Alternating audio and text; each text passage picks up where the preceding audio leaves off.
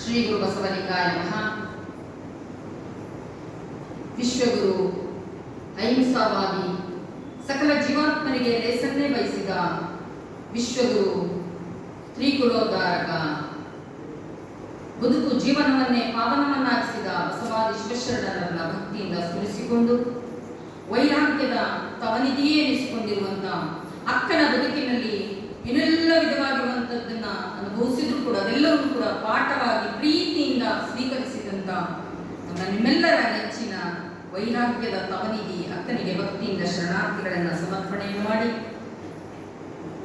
ಎಲ್ಲ ದಾರ್ಶನಿಕರಿಗೂ ಸಂತ ಮಹಂತರಿಗೂ ಶಿವಯೋಗಿಗಳಿಗೂ ಭಕ್ತಿಯಿಂದ ಶರಣಾರ್ಥಿಗಳನ್ನು ಸಮರ್ಪಣೆಯನ್ನು ಮಾಡಿ, ಹಾಗೆ ನಮ್ಮ ಸಮಾಜದ ಎಲ್ಲ ಬಾಂಧವರಿಗೂ ಕೂಡ ಭಕ್ತಿಯಿಂದ ಶರಣಾರ್ಥಿಗಳನ್ನು ಸಮರ್ಪಣೆಯನ್ನು ಮಾಡಿ, ಹಾಗೂ ಎಲ್ಲ ತಾಯಂದಿರು ಮಕ್ಕಳಿಗೂ ನಿಮ್ಮೆಲ್ಲರೂ ಕೂಡ ಭಕ್ತಿಯಿಂದ ಶರಣಾರ್ಥಿ. ಅಕ್ಕನ ಬದುಕಿನಲ್ಲಿ ಹಲವಾರು ರೀತಿಯಾಗಿರುವಂತಹ ಘಟನೆಗಳನ್ನ ಸಂಭವಿಸುವುದನ್ನು ನಾವು ನೋಡ್ತೇವೆ. ಅಕ್ಕ ಉಡುತಡೆಯಿಂದ ನಿರ್ಗಮಿಸುವಂತ ಸಂದರ್ಭದಲ್ಲಿ ಅಕ್ಕ ಬರೀ ಕಾಡಲ್ಲೇ ಓದಿರಲಿಲ್ಲ. ಅಕ್ಕ ನಾಡಿನ ಜನರ ಸ್ಪಂದಿಸ್ತಾ ಅವರ ನೋವು ನಲಿವುಗಳನ್ನ ಅರ್ಥ ಮಾಡಿಕೊಂಡು ಅವರಿಗೆ ಸಾಂತ್ವನ ಸಮಾಧಾನವನ್ನ ಹೇಳ್ತಾ ಅಕ್ಕ ಕ್ರಮಿಸತಕ್ಕಂಥದ್ದನ್ನ ನಾವು ನೋಡ್ತೇವೆ. ಅಕ್ಕ ಎಲ್ಲೆಲ್ಲಿ ತನಗೆ ಪೂಜೆಗೆ ಶಿವಯೋಗಕ್ಕೆ ಯೋಗ್ಯ ಸ್ಥಳ ಅನಿಸ್ತದೋ ಅಲ್ಲಿ ಪ್ರತಿನಿತ್ಯವೂ ಕೂಡ ಶಿವಯೋಗ ಸಾಧನೆಯನ್ನ ಮಾಡ್ತಾ ಅಕ್ಕ ಕ್ರಮಿಸ್ತಾ ಹೋಗ್ತಾರೆ ಅನ್ನುವಂಥದ್ದು. ಆ ಕ್ರಮಿಸುವಂತ ಹಾದಿಯಲ್ಲಿ ನೆನ್ನೆಯ ದಿನ ಹೇಳಿದಾಗೆ ಅಹಿಂಸಾ ತತ್ವವನ್ನ ಬೋಧನೆಯನ್ನ ಮಾಡುತ್ತಾ ಹಲವಾರು ಜನರ ಮನಸ್ಸನ್ನ ಪರಿವರ್ತನೆಯನ್ನಾಗಿ ಮಾಡಲು ಅನ್ನುವಂಥದ್ದು. ಇದೆಲ್ಲವೂ ಕೂಡ ಅಕ್ಕನ ಜೀವನದಲ್ಲೇ, ಅಕ್ಕನ ಬದುಕಿನಲ್ಲಿ ನಡೆದಂತ ಘಟನೆಗಳು ಅನ್ನುವಂಥದ್ದನ್ನ ನಾವು ನೆನಪಲ್ಲಿಟ್ಕೋಬೇಕು. ಅಕ್ಕನ ಬದುಕಿನಲ್ಲಿ ಅಲ್ಲಲ್ಲಿ ಒಂದೊಂದು ರೀತಿಯಾಗಿರ್ತಕ್ಕಂಥ ಗುಣ ಸ್ವಭಾವವುಳ್ಳಂತ ವ್ಯಕ್ತಿಗಳ ಪರಿಚಯ ಆಗುತ್ತದೆ ಎನ್ನುವಂಥದ್ದು. ಆಗ ಅಕ್ಕ ಪ್ರತಿಯೊಬ್ಬರಿಗೂ ಕೂಡ ಸಂದೇಶದ ಮುಖಾಂತರವಾಗಿ ಹಲವಾರು ರೀತಿಯಾಗಿರುವಂತಹ ಮನ ಪರಿವರ್ತನೆಯನ್ನ ಮಾಡ್ತಾರೆ ಎನ್ನುವಂಥದ್ದು. ಹಾಗೆ ನೆನ್ನೆಯ ದಿನ ಕೈಯಿಂದ, ಮನಸ್ಸಿಂದ, ಮಾತುಗಳಿಂದ ಹಲವಾರು ಜನ ವ್ಯಕ್ತಿಗಳಿಗೆ ಮಾನಸಿಕವಾಗಿ ಆಗಿರ್ಬೋದು, ದೈಹಿಕವಾಗಿ ಆಗಿರ್ಬೋದು ನೋವನ್ನ ಅನುಭವಿಸುವಂಥದ್ದನ್ನ ಅಕ್ಕ ಅವರೆಲ್ಲರಿಗೂ ಕೂಡ ಬಹಳ ಚೆನ್ನಾಗಿ ಪರಿಚಯವನ್ನು ಮಾಡಿಕೊಡ್ತಾರೆ. ಹಾಗೆ ಒಂದೊಂದ್ಸಲ ಹೇಳ್ತೀನಿ ನೋಡಿ, ಮೈ ಆಗುವಂತ ಗಾಯವನ್ನ ವಾಸಿ ಮಾಡ್ಕೋಬಹುದು ಮುಲಾಮನ್ನ ಹಚ್ಕೊಂಡು, ಆದ್ರೆ ಮನಸ್ಸಿಗಾಗುವಂತ ಗಾಯ ಇದೆಯಲ್ಲ ಅದಕ್ಕೆ ಯಾವ ಮುಲಾಮೂ ಇಲ್ಲ ಅಂತ ಹೇಳ್ತಾರೆ. ಆದ್ರೆ ಮನಸ್ಸಿಗಾಗುವಂತ ಮುಲಾಮಿಗೂ ಕೂಡ ಆಧ್ಯಾತ್ಮಿಕತೆ ಎನ್ನುವಂತ ಔಷಧಿ ಇದೆ ಎನ್ನುವಂಥದ್ದನ್ನ ಶರಣರು ನಮಗೆ ತೋರಿಸಿಕೊಟ್ಟಿದ್ದಾರೆ ಎನ್ನುವಂಥದ್ದು. ಅಂತ ಔಷಧಿಯನ್ನ ಕಂಡಿಡಿದಂಥವರು ಬಸವಾದಿ ಶಿವಶರಣರು ಅನ್ನುವಂಥದ್ದು. ಅದಕ್ಕೆ 12ನೇ ಶತಮಾನದ ಎಲ್ಲ ಶಿವಶರಣರನ್ನು ಕೂಡ ಮನೋವಿಜ್ಞಾನಿಗಳು ಅಂತ ಕರೆದರು. ದೇಹಕ್ಕೆ ಆದಿವ್ಯಾಧಿಗಳು ಬಂದಾಗ, ದೇಹಕ್ಕೆ ಈ ಶರೀರಕ್ಕೆ ಕಾಯಿಲೆಗಳು ಬಂದಂತ ಸಂದರ್ಭದಲ್ಲಿ ವೈದ್ಯರ ಹತ್ರ ಹೇಗೆ ಹೋಗಿ ತೋರಿಸ್ಕೊಳ್ತೀವೋ ಹಾಗೆ ಕಾಯಕ್ಕೆ, ಶರೀರಕ್ಕೆ ಆಗುವಂತ ರೋಗಕ್ಕೆ ವೈದ್ಯರು ಇದ್ದಾರೆ. ಆದ್ರೆ ಮನಸ್ಸಿಗೆ ಆಗುವಂತ ರೋಗಕ್ಕೆ, ಆದಿವ್ಯಾಧಿಗಳಿಗೆ ಶರಣರು ಮದ್ದನ್ನ ಕೊಡುವಂಥದ್ದು. ಅದಕ್ಕೆ ಮನೋವಿಜ್ಞಾನಿಗಳು ಭವರೋಗ ವೈದ್ಯ ಅಂತ ಹೇಳಿ ಶರಣರನ್ನ ಕರೆದಿರುವಂಥದ್ದು. ಅದಕ್ಕೋಸ್ಕರವಾಗಿ ಶರಣರು ಜಗತ್ತಿನಾದ್ಯಂತ ಅಹಿಂಸಾ ತತ್ವವನ್ನ ಬೋಧಿಸ್ತಾ ಹೇಳ್ತಾ ಹೋದ್ರು. ಮಾತು ಹೇಗಿರಬೇಕು, ನಮ್ಮ ನಡವಳಿಕೆ ಹೇಗಿರಬೇಕು, ನಮ್ಮ ಮಾತುಗಳಿಂದ ಇನ್ನೊಬ್ಬರಿಗೆ ನೋವಾಗಬಾರದು. ಎಷ್ಟು ಸೂಕ್ಷ್ಮಮತಿಗಳಾಗಿ ಶರಣರು ಹೇಳ್ತಾರಪ್ಪ ಅಂದ್ರೆ, ನಾನು ಆಡುವಂತ ಮಾತು ಅದು ಲಿಂಗ ನುಡಿಯಾಗಿರ್ಬೇಕು ಅನ್ನೋದು. ಒಂದು ಗಿಡಕ್ಕೆ ನೋವಾಯ್ತು, ಹೂಕಿತ್ರ ಗಿಡಕ್ಕೆ ನೋವಾಯ್ತು, ಆ ಗಿಡ ಅಂತೂ ಅಷ್ಟೊಂದು ಸೂಕ್ಷ್ಮವಾಗಿ ಶರಣರು ವಿಚಾರ ಮಾಡ್ತಾರೆ ಅಂದ್ರೆ ಎಂತ ತೀಕ್ಷ್ಣಮತಿಗಳಾಗಿದ್ದು ಅನ್ನೋದು. ಪ್ರತಿಯೊಬ್ಬ ವ್ಯಕ್ತಿಗೂ ಕೂಡ ನೋವಾಗಲಾರದಾಗೆ ಯಾರು ಬದುಕನ್ನ ನಡೆಸ್ತಾರೋ ಅದೇ ಶಿವಯೋಗ, ಅದೇ ಪೂಜೆ ಅಂತೇಳಿ ಶರಣರು ಭಾವಿಸಿರುವಂಥದ್ದು. ಅದಕ್ಕೆ ಹೇಳ್ತಾರೆ, ಮಾತಿನಿಂ ನಗೆ ನೆನೆಯು, ಮಾತಿನಿಂ ನಗೆ ಎನೆಯು, ಮಾತಿನಿಂ ಸರ್ವ ಸಂಪದವು ಅಂತ. ಮಾತಿನಿಂದ ಒಬ್ಬ ಮನಸ್ಸನ್ನ ಗೆಲ್ಲಬಹುದು, ಮಾತಿನಿಂದ ಒಬ್ಬ ಮನಸ್ಸನ್ನ ಅರಳಿಸಬಹುದು, ಮಾತಿನಿಂದ ಒಬ್ಬ ಮನುಷ್ಯನ ಮನಸ್ಸನ್ನ ಕುಗ್ಗಿಸಬಹುದು, ಮಾತಿನಿಂದ ಹಲವಾರು ರೀತಿಯಾಗಿರುವಂತಹ ಬದಲಾವಣೆ ಕೆಲಸವನ್ನ ಬಸವಾದಿ ಶಿವಶರಣರು ಅಂದು ಪ್ರತಿಯೊಬ್ಬರೂ ಕೂಡ ತನ್ನ ಪಾಲಿನ ಕರ್ತವ್ಯ ಅಂತೇಳಿ ತನ್ನ ಬರುವಂತ ಕ್ರಮಿಸುವಂತ ಹಾದಿಯಲ್ಲಿ ಯಾರು ಸಿಗ್ತಾರೋ, ಯಾರಿಗೆ ಯಾವುದರ ಅವಶ್ಯಕತೆ ಇದೆಯೋ ಅದನ್ನೆಲ್ಲವನ್ನೂ ಕೂಡ ನೀಡ್ತಾ ಅವರ ಬಾಳು ಬದುಕನ್ನ ಸುಂದರವಾಗಿ ಮಾಡ್ತಕ್ಕಂಥ ಕೆಲಸವನ್ನ ಬಸವಾದಿ ಶಿವಶರಣರು ಕಾಯ ವಾಚ ಮನಸ್ಸ ಮಾಡ್ತಾ ಹೋದ್ರು ಅನ್ನುವಂಥದ್ದು. ಹಾಗೆ ಅಕ್ಕ ಕ್ರಮಿಸುವಂತ ಹಾದಿಯಲ್ಲಿ ಹಲವಾರು ಎಡರುಗಳು ಬಂದಂತ ಸಂದರ್ಭದಲ್ಲಿ ತಮ್ಮ ತತ್ವಕ್ಕೆ ವಿರುದ್ಧವಾಗಿ ನಡ್ಕೊಂಡವರು ಕೂಡ ಪ್ರೀತಿಯಿಂದ ಅಣ್ಣನಂತೆ, ತಾಯಿಯಂತೆ, ಸಹೋದರರಂತೆ ಹಾಗೆ ಪ್ರೀತಿಯಿಂದ ಅವರೆಲ್ಲರೂ ಕೂಡ ಸಾಂತ್ವನ ಸಮಾಧಾನವನ್ನ ನೀಡುತ್ತಾ ಬದುಕು ಜೀವನವನ್ನೇ ಬದಲಾಯಿಸುವಂಥದ್ದನ್ನ ನಾವು ನೋಡ್ತೀವಿ. ಯಾಕೆ ಬದಲಾವಣೆ ಆದರೂ ಹೇಗೆ ಅಂತಂದ್ರೆ ಒಬ್ಬೊಬ್ಬರಲ್ಲಿ ಒಂದೊಂದು ರೀತಿಯಾಗಿರುವಂತ ಯೋಗ ಸಾಧನೆಯ ಪ್ರಭಾವಳಿ ಇರ್ತದೆ ಅಂತ ಹೇಳ್ತಾರೆ ಶರಣರು ಅನ್ನುವಂಥದ್ದು. ಅಂತ ಪ್ರಭಾವಳಿ ಅಕ್ಕನಿಗೂ ಇತ್ತು ಅನ್ನುವಂಥದ್ದು. ಅಂತ ಪ್ರಭಾವಳಿಯ ಆ ಬಣ್ಣಗಳು ಯೋಗ ಸಾಧನೆ ಮಾಡಿದವರು ಮಾತ್ರ ಅವರ ಅನುಭವಕ್ಕೆ ಬರ್ತದೆ ಅನ್ನುವಂಥದ್ದು. ಅದನ್ನ ಹೇಳೋದಕ್ಕಾಗಲ್ಲ, ಅವರವರೇ ಅನುಭವಕ್ಕೆ ತಂದುಕೋಬೇಕಾಗ್ತದೆ. ಹಾಗೆ ಒಂದು ರೀತಿಯಾಗಿರುವಂತಹ ಪ್ರಭಾವಳಿಯ ಅನುಭವ ನಮ್ಗೆ ಆಗ್ಬೇಕಪ್ಪ ಅಂದ್ರೆ ಒಬ್ಬ ವ್ಯಕ್ತಿಯನ್ನ ನಮ್ಮ ಎದುರುಗಡೆ ನಿಲ್ಲಿಸ್ಬಿಟ್ಟು ಸುಮ್ಮನೆ ಆ ವ್ಯಕ್ತಿಯನ್ನ ಸ್ಪರ್ಶಿಸಲಾರದೆ ಸುಮ್ಮನೆ ಅಂತ ಇದ್ರೆ ಸಾಕು, ನಮ್ಮ ಕೈ ತಳ್ತಾ ಹೋಗ್ತದೆ. ಅದರ ಅನುಭವ ನೀವು ಅದನ್ನ ಎಕ್ಸ್ಪೀರಿಯನ್ಸ್ ಮಾಡ್ಬೋದು. ಆ ಪ್ರಭಾವಳಿ ನಮಗೆ ನಾವು ಯೋಗ ಸಾಧನೆ ಹೇಗೆ ಮಾಡ್ತೀವೋ ಆ ಪ್ರಭಾವಳಿ ಅಷ್ಟು ವಿಸ್ತಾರ ಆಗ್ತಾ ಹೋಗ್ತದೆ. ಹಾಗೆ ಅಕ್ಕನಲ್ಲೂ ಕೂಡ ಆ ರೀತಿಯಾಗಿರುವಂತ ಶ್ವೇತವರ್ಣದ ಪ್ರಭಾವಳಿ, ಹಳದಿ ಬಣ್ಣದ ಪ್ರಭಾವಳಿ, ಹೀಗೆ ಹಲವಾರು ರೀತಿಯಾಗಿರುವಂತಹ ಪ್ರಭಾವಳಿಗಳು ಇದ್ದಿದ್ದರಿಂದ ಅವರಲ್ಲಿ ಸಾತ್ವಿಕವಾಗಿರುವಂತಹ ಕಳೆ, ಸಾತ್ವಿಕವಾಗಿರುವಂತಹ ತೇಜಸ್ಸು, ಓಜಸ್ಸಿನ ಮುಖಾಂತರವಾಗಿ ಅಕ್ಕನ ವಾಣಿ ಅದು ಪ್ರಸಾದ ವಾಣಿಯಾಗಿತ್ತು. ಅಕ್ಕ ಹೇಳಿದಂತಹ ವಾಣಿಯ ಮುಖಾಂತರವಾಗಿ ಎಷ್ಟೋ ಜನ ಬದುಕು ಜೀವನವನ್ನ ಬದಲಾಯಿಸಿಕೊಂಡಿದ್ರು ಅನ್ನುವಂಥದ್ದು. ಹಾಗೆ ಅಂತ ಪ್ರಭಾವಳಿಯನ್ನ ಹೊಂದಿದಂತ ಅಕ್ಕ ಯೋಗ ಸಾಧನೆ ಮುಖಾಂತರವಾಗಿ ಪ್ರತಿಯೊಬ್ಬರಿಗೂ ಕೂಡ ಅದು ಸಾಧ್ಯ ಅನ್ನುವಂಥದ್ದನ್ನ ಅಕ್ಕ ನಮಗೆ ತಿಳಿಸಿಕೊಟ್ಟಿದ್ದಾರೆ ಅನ್ನುವಂಥದ್ದು. ನಮ್ಮ ಬದುಕಿನಲ್ಲಿ ಜೀವನದಲ್ಲಿ ಇಷ್ಟೊಂದು ಅಡೆತಡೆಗಳು ಬಂದಂತ ಸಂದರ್ಭದಲ್ಲಿ ಎರಡನ್ನೂ ಕೂಡ ಪ್ರೀತಿಯಿಂದ ಹೇಗೆ ಸ್ವೀಕಾರ ಮಾಡಬೇಕು ಅನ್ನುವಂಥದ್ದನ್ನ ಕಲಿಸ್ತಾರೆ ಅಕ್ಕ ಅನ್ನುವಂಥದ್ದು. ಹಾಗೆ ಹಲವಾರು ರೀತಿಯಾಗಿರುವಂತಹ ಧರ್ಮದ ಆಚರಣೆಗಳಿರ್ಬೋದು, ಧರ್ಮದ ಮಾರ್ಗದಲ್ಲಿ ನಡೆಯುವಂಥವ್ರಿಗೆ ಅದು ಸರಿ ತಪ್ಪಿನ ಪರಿಚಯವನ್ನು ಪ್ರತಿಯೊಬ್ಬರಿಗೂ ಕೂಡ ಇವತ್ತು ಮಾಡಿಕೊಡ್ಬೇಕಾಗಿದೆ ಅನ್ನುವಂಥದ್ದು.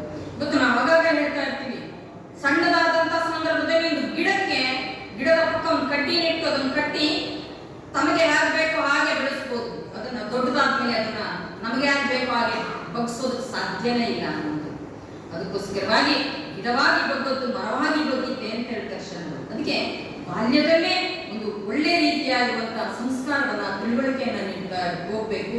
ಹಾಗೆ ಹಲವಾರು ರೀತಿಯಾಗಿರುವಂತಹ ಅವರಿಗೆ ಯಾವುದರ ಕೊರತೆ ಇದೆಯೋ ಅದನ್ನ ಪೂರೈಸುವಂತ ನಿಟ್ಟಿನಲ್ಲಿ ಅಕ್ಕ ಬದಲಾವಣೆಯನ್ನ ಮಾಡ್ತಾ ಹೋದ್ರು ಅನ್ನುವಂಥದ್ದನ್ನ ನಾವು ನೋಡ್ತೇವೆ ಅನ್ನೋದು.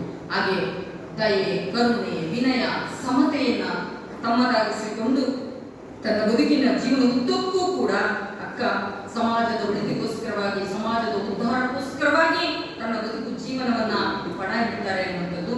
ಆ ಸಂದರ್ಭದಲ್ಲಿ ಅಕ್ಕ ನಡೆಯುವಂತ ಹಾದಿಯಲ್ಲಿ ನಾವು ಈಗ ನಿನ್ನೆಯ ದಿನ ಅಹಿಂಸಾ ತತ್ವದ ಪರಿಚಯ ಮಾಡಿಕೊಂಡ್ವಿ. ಈಗ ನಾವು ಪ್ರಸಾದ ತತ್ವದ ಚಿಂತನೆಯನ್ನ ಮಾಡೋಣ ಅನ್ನೋದು. ಅಕ್ಕ ನಡೆಯುವಂತ ಹಾದಿಯಲ್ಲಿ ಹಲವಾರು ಜನ ಶರಣರು ಅಕ್ಕನಿಗೆ ಪರಿಚಯ ಆಗ್ತದೆ. ಹೀಗೆ ಒಂದು ದಿನ ಕ್ರಮಿಸುವಂತ ಹಾದಿಯಲ್ಲಿ ಅಕ್ಕ ಸಂಜೆ ಇನ್ನೇನು ಹೊತ್ತು ಮುಳುಗುವಂತ ಸಮಯ, 3:30-4 ಗಂಟೆಯ ಸಮಯ. ಆ ಒಂದು ಊರಿಗೆ ಬರುವಂತ ಸಂದರ್ಭದಲ್ಲಿ ಊರಿನ ಹೊರಭಾಗದಲ್ಲಿ ಕೆಲವೊಬ್ಬರು ನೋಡಿ ಆಶ್ಚರ್ಯಚಕಿತರಾಗಿ ನಮ್ಮ ಊರಿಗೆ ಯಾರೋ ಒಬ್ಬ ಸಂತರು, ಒಬ್ಬರು ಯೋಗಿಗಳ ರೀತಿ ಕಾಣಿಸ್ತಾರೆ, ಅವರವರ ಭಾವಕ್ಕೆ ಹೇಗೆ ಅನಿಸ್ತದೋ ಹಾಗೆ ಅವರು ಊರಿನ ಜನಕ್ಕೆಲ್ಲರೂ ಕೂಡ ಒಂದು ಕಡೆ ಸೇರೋ ಹಾಗೆ ಅವರೆಲ್ಲರೂ ಕೂಡ ಬಂದು ಅಕ್ಕ ಊರಿಗೆ ಬರುವಷ್ಟರೊಳಗಾಗಿ ಇಡೀ ಊರಿನ ಜನ ಒಂದು ಕಡೆ ಸೇರಿ ಅಕ್ಕನನ್ನ ಆಹ್ವಾನ ಮಾಡ್ತಾರೆ. ಎಲ್ಲ ಸಮುದಾಯದವರು, ಎಲ್ಲ ವರ್ಗದವರು, ಎಲ್ಲ ಕಾಯಕದವರು ಅಲ್ಲಿ ಆಸೀನರಾಗಿ ಅಕ್ಕನನ್ನ ಬರಮಾಡ್ಕೊಳ್ತಾರೆ. ಅಕ್ಕನಿಗೆ ಆದಂತ ಅನುಭವಗಳನ್ನ ನಾವೇನ್ ಮಾಡ್ತೀವಿ ಅಂದ್ರೆ, ಮೊದಲು ಯಾರಾದ್ರೂ ಸಿಕ್ಕರೆ ಸಾಕು ನಮ್ಮ ಮನಸ್ಸಲ್ಲಿ ಇರೋದನ್ನೆಲ್ಲ ಮೊದಲು ಹೇಳ್ಕೊಂಡ್ಬಿಡ್ಬೇಕು, ನಮ್ಮ ಮನಸ್ಸನ್ನ ಅದರ ಮಾಡ್ಕೋಬೇಕು ಅಂತೇಳಿ ನಾವು ಭಾವನೆಯನ್ನ ವ್ಯಕ್ತಪಡಿಸ್ತೀವಿ.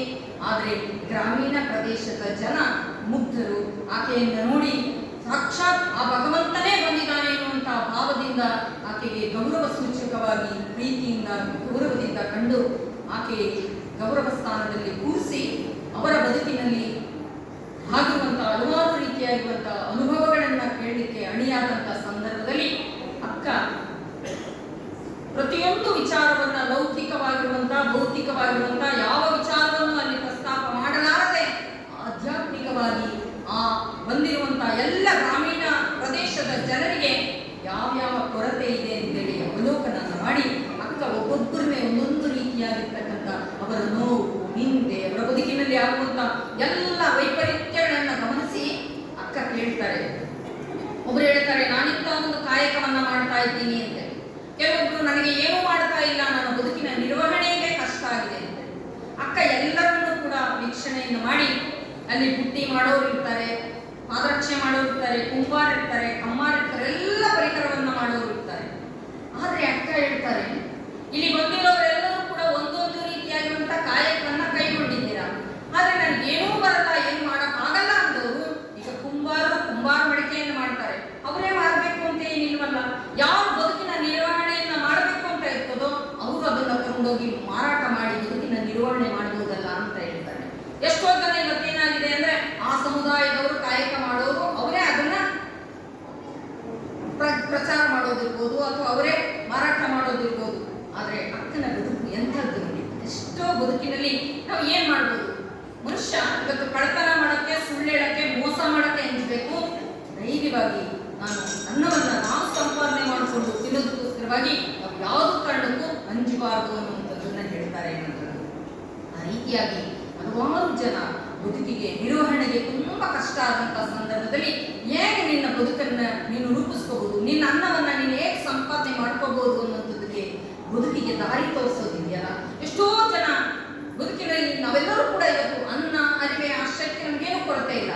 ಆದ್ರೆ ಇಂದಿನ ಬದುಕನ್ನ ನಾವು ಸ್ವಲ್ಪ ಅವಲೋಕನ ಮಾಡಿ ನೋಡಿದಾಗ ಅನ್ನ ಕೂತ್ರೆ ಬಟ್ಟೆ ಇರ್ತಿದ್ದಿಲ್ಲ, ಬಟ್ಟೆ ಇದ್ರೆ ಇರೋಕ್ಕೆ ಸೂರು ಇರ್ತಿದ್ದಿಲ್ಲ. ಆದ್ರೆ ಯಾವ ರೀತಿಯಾಗಿ ನೆಮ್ಮದಿಯ ಬದುಕನ್ನ ಬದುಕೋದಕ್ಕೆ ಎಷ್ಟು ಬೇಕು ಅನ್ನುವಂಥದ್ದನ್ನು ಪರಿಚಯ ಮಾಡಿಕೊಡೋದಿದೆಯಲ್ಲ, ಅದು ಬಸವಾದಿ ಶಿವಶರಣರು ಎಲ್ಲರ ಮನಸ್ಥಿತಿ ಪರಿಸ್ಥಿತಿಯನ್ನ ಅರ್ಥಿಕೊಂಡು ಅಲ್ಲಿ ಎಡೆಮಾಡ್ತಾ ಹೋದ್ರು ಅನ್ನೋದು. ಅಕ್ಕ ಬಂದಿರ್ತಕ್ಕಂಥವರೆಲ್ಲರಿಗೂ ಕೂಡ ಬದುಕಿನ ಮೌಲ್ಯವನ್ನ ಕಟ್ಟಿಕೊಡ್ತಾರೆ ಅನ್ನೋದು. ಎಷ್ಟೋ ಜನ ತನ್ನ ಮನಸ್ಸಿನಲ್ಲಿರುವಂತಹ ದುಃಖ, ನೋವನ್ನ ಯಾರಿಗೂ ಹೇಳ್ಕೊಳಕ್ಕಾಗಲಾರದನ್ನ ಅಕ್ಕನ ಮುಂದೆ ಬಂದು ಹೇಳ್ಕೊಳ್ತಾರೆ.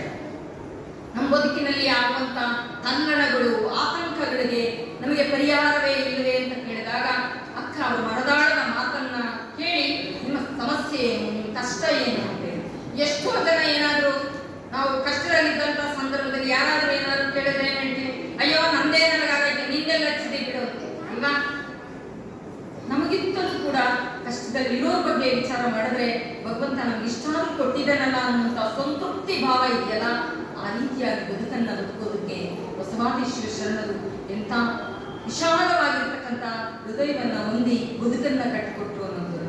ಹಾಗೆ ಅಲ್ಲಿ ಅಕ್ಕ ಬಂದಂಥವರೆಲ್ಲರೂ ಕೂಡ ತನ್ನ ನೋವಿಗೆ ಸ್ಪಂದನೆ ಮಾಡಿ ಏನ್ ಕಷ್ಟ ಇದೆ ಅನ್ನುವಂಥದ್ದನ್ನ ವಿಚಾರಿಸಿ ಆ ಕಷ್ಟಕ್ಕೊಂದು ಪರಿಹಾರವನ್ನ, ಸಾಂತ್ವನ ಹೇಳ್ತಾರೆ. ಯಾರು ಕಾಯಕವನ್ನ ಮಾಡಲಾರದೆ ಸೋಮಾರಿಗಳಾಗ್ತಿರ್ತಾರೋ ಅವರೆಲ್ಲರೂ ಕೂಡ ಕಾಯಕವನ್ನ ಮಾಡಬೇಕು. ಪ್ರತಿನಿತ್ಯವೂ ಕೂಡ ಕಾಯವನ್ನ, ತನುವನ್ನ, ಶರೀರವನ್ನ ನೀವೆಲ್ಲರೂ ಕೂಡ ಶುಚಿರ್ಭೂತವಾಗಿಟ್ಕೋಬೇಕು. ನೀವಿರುವಂತಹ ವಾತಾವರಣವನ್ನೆಲ್ಲರನ್ನು ಕೂಡ ಸ್ವಚ್ಛವಾಗಿ ಇಟ್ಕೋಬೇಕು ಅನ್ನುವಂತ ಮಾತನ್ನ ಹೇಳಿ, ಪಶು ಪಕ್ಷಿಗಳನ್ನ ನಾವೇನ್ ಮಾಡ್ತೀವಿ ಅಂದ್ರೆ ಗ್ರಾಮೀಣ ಪ್ರದೇಶದಲ್ಲಿ ನೀವು ನೋಡ್ಬೇಕು, ಸೋಮವಾರ ಅಥವಾ ಶುಕ್ರವಾರ ಅವರು ಮಾಡುವಂತ ವಾರದ ದಿನ ಅವ್ರಿಗೆ ಸ್ನಾನ ಮಾಡಿಸ್ಬಿಟ್ಟು ವಿಭೂತಿ ಧಾರಣೆ ಮಾಡಿ ಪ್ರಸಾದವನ್ನ ಎಡೆ ಮಾಡಿ ಸ್ವಲ್ಪ ಎಡೆಯನ್ನ ಕೊಡ್ತಾರೆ. ಆದ್ರೆ ಅದನ್ನ ಬಿಟ್ಟು ಬೇರೆ ದಿನ ಏನ್ ಮಾಡ್ತಾರಪ್ಪ ಅಂದ್ರೆ ಅದಕ್ಕೆ ತಳಿಸುವಂತದ್ದನ್ನ, ಅದಕ್ಕೆ ಒಯ್ಯುವಂತದ್ದನ್ನ ನೀವು ನೋಡಿದ್ರೆ ನಾವೆಲ್ಲ ಕಿವಿ ಮುಚ್ಕೋಬೇಕು. ಕೆಲವೊಂದು ಕಡೆ ಅದಿದೆ. ಅದಕ್ಕೋಸ್ಕರವಾಗಿ ಯಾವಕ್ಕೂ ಕೂಡ ಆ ರೀತಿಯಾಗಿರುವಂತಹ ಪದಬಳಕೆಯನ್ನು ಮಾಡಲಾರದೆ ನಮ್ಮ ಮಕ್ಕಳಿಗೆ ಹೇಗೆ ಹೆಸರಿಡಿದು ಕರೀತೀವೋ, ಹೆಸರನ್ನ ಸೂಚಿಸಿ ಮಾತಾಡಿಸ್ತೀವೋ, ಹಾಗೆ ಆ ಪ್ರಾಣಿಗಳಿಗೂ ಕೂಡ ಒಂದೊಂದು ಹೆಸರುಗಳನ್ನಿಟ್ಟು ಕರೆದು ಅದಕ್ಕೆ ಪ್ರೀತಿಯಿಂದ, ವಾತ್ಸಲ್ಯದಿಂದ ಅದಕ್ಕೆ ಆರೈಕೆ ಪೂರೈಕೆಗಳನ್ನ ಮಾಡಿ ನಮ್ಮ ಬದುಕಿಗೆ ನಿರ್ವಹಣೆಗೋಸ್ಕರವಾಗಿ ಬಳಸ್ಕೋಬೇಕು ಅಂತ ಹೇಳ್ತಾರೆ ಅಕ್ಕ. ಹಾಗೆ ಅವರೆಲ್ಲರೂ ಕೂಡ ಒಂದೊಂದು ರೀತಿಯಾಗಿರುವಂತಹ ಆಲೋಚನೆ, ಚಿಂತನೆಯನ್ನ ಅಕ್ಕನಲ್ಲಿ ವ್ಯಕ್ತಪಡಿಸಿ ತನ್ನ ಬದುಕು ಜೀವನವನ್ನ ನಿರಾಳವಾಗಿಸ್ಕೊಳ್ತಾರೆ. ಯಾರ ಹತ್ರ ಏನನ್ನು ಹೇಳಕ್ಕಾಗಲಾರದಂಥದ್ದನ್ನ ಒಬ್ಬ ಅಂತ ಸಂತನನ್ನ, ಒಬ್ಬ ಭಗವಂತ ಯೋಗಿಗಳನ್ನ, ತಪಸ್ವಿಗಳನ್ನ, ನಮ್ಮ ನೋವಿಗೆ ಸ್ಪಂದಿಸುವಂತ ವ್ಯಕ್ತಿ ಬಂದಾಗ ನಾವು ಹಂಚ್ಕೋಬೇಕು. ಒಂದ್ ಕಡೆ ಹೇಳ್ತಾರೆ ಅಂಬಿಗರ ಚೌಡಯ್ಯ, ಅಂತ ಅವಕಾಶ ಸಿಕ್ಕಾಗ ನಾವೇನ್ ಮಾಡ್ತೀವಿ ಅಂದ್ರೆ, ಅಯ್ಯೋ ಹೆಂಗ್ ಹೇಳೋದು ಅವ್ರು ಕೇಳಿದ್ರೆ ಏನ್ ಅನ್ಕೊಂತಾರೋ ಏನೋ, ಅದು ಕೇಳಬೇಕೋ ಬೇಡವೋ, ಹತ್ತಾರು ಪ್ರಶ್ನೆಗಳು ನಮ್ಮ ಬದುಕಿನಲ್ಲಿ, ನಮ್ಮ ಜೀವನದಲ್ಲೇ ಉದ್ಭವ ಆಗ್ತವೆ. ಆದ್ರೆ ಅಂತ ಅವಕಾಶ ಸಿಕ್ಕಾಗ ನಾವು ಯಾರು ಕೂಡ ಬಿಡಬಾರದು.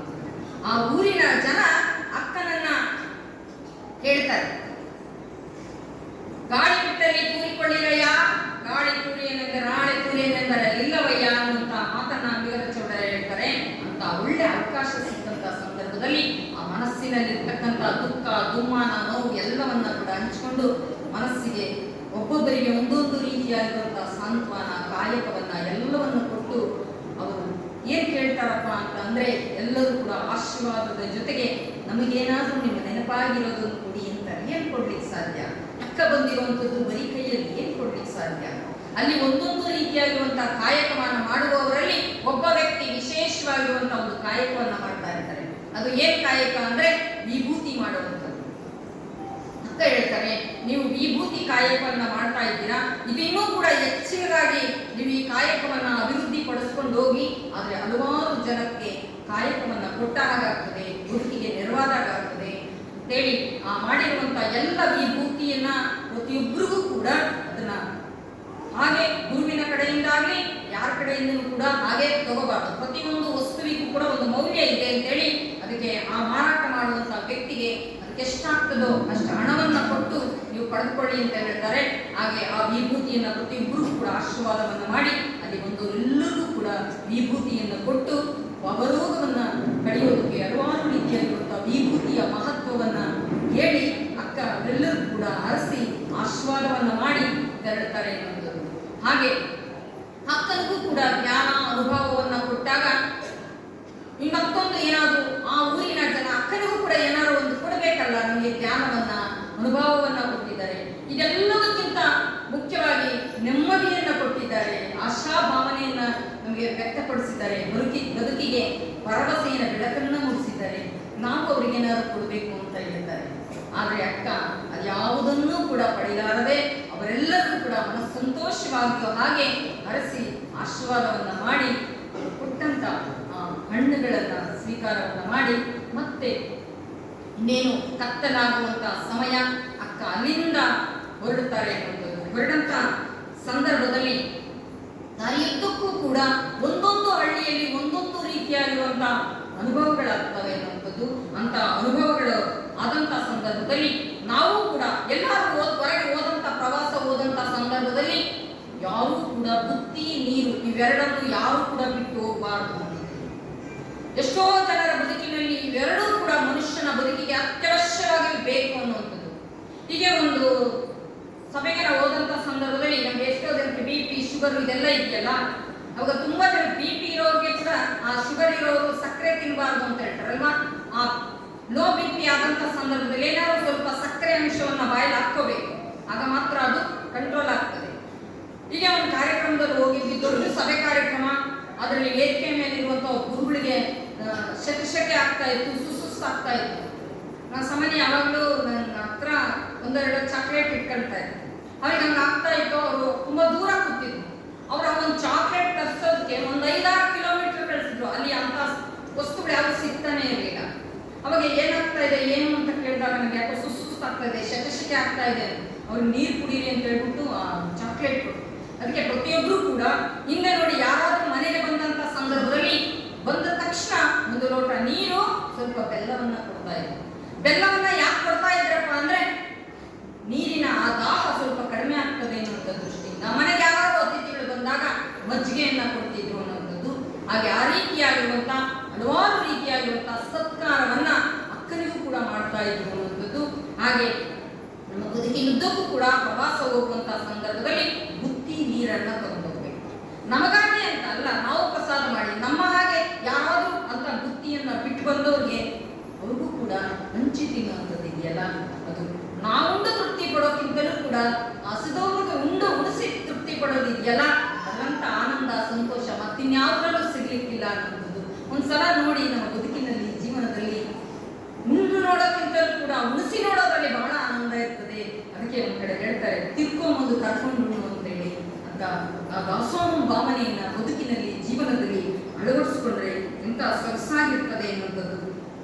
ಬದುಕನ್ನ, ಜೀವನವನ್ನ ನಮ್ಮೆಲ್ಲರ ಬದುಕಿನಲ್ಲಿ, ಜೀವನದಲ್ಲಿ ನಾವೆಲ್ಲರೂ ಕೂಡ ಅಳವಡಿಸ್ಕೋಬೇಕು ಅನ್ನುವಂಥದ್ದು. ಅಕ್ಕನು ಕೂಡ ಅದೇ ರೀತಿಯಾಗಿರುವಂತ ಪ್ರಸಾದವನ್ನ ಸ್ವೀಕಾರ ಮಾಡ್ತಾ ಹೋಗ್ತಾರೆ ಅನ್ನುವಂಥದ್ದು. 12ನೇ ಶತಮಾನದಲ್ಲಿ ಎಲ್ಲ ಶರಣ ಸಮೂಹದವರು ಪ್ರತಿಯೊಬ್ಬರೂ ಕೂಡ ಅವರು ಹೆಚ್ಚು ಒತ್ತು ಕೊಟ್ಟಿದ್ದೇನಕ್ಕಪ್ಪ ಅಂದ್ರೆ ಕಾಯಕ, ದಾಸೋಹ ಅನ್ನುವಂಥದ್ದಕ್ಕೆ. ದಾಸೋಹದ ಮಹತ್ವವನ್ನ ಅಕ್ಕ ಸಮಾಜಕ್ಕೆ ಬಹಳ ಸೊಗಸಾಗಿ ತಿಳಿಸ್ಕೊಡ್ತಾರೆ.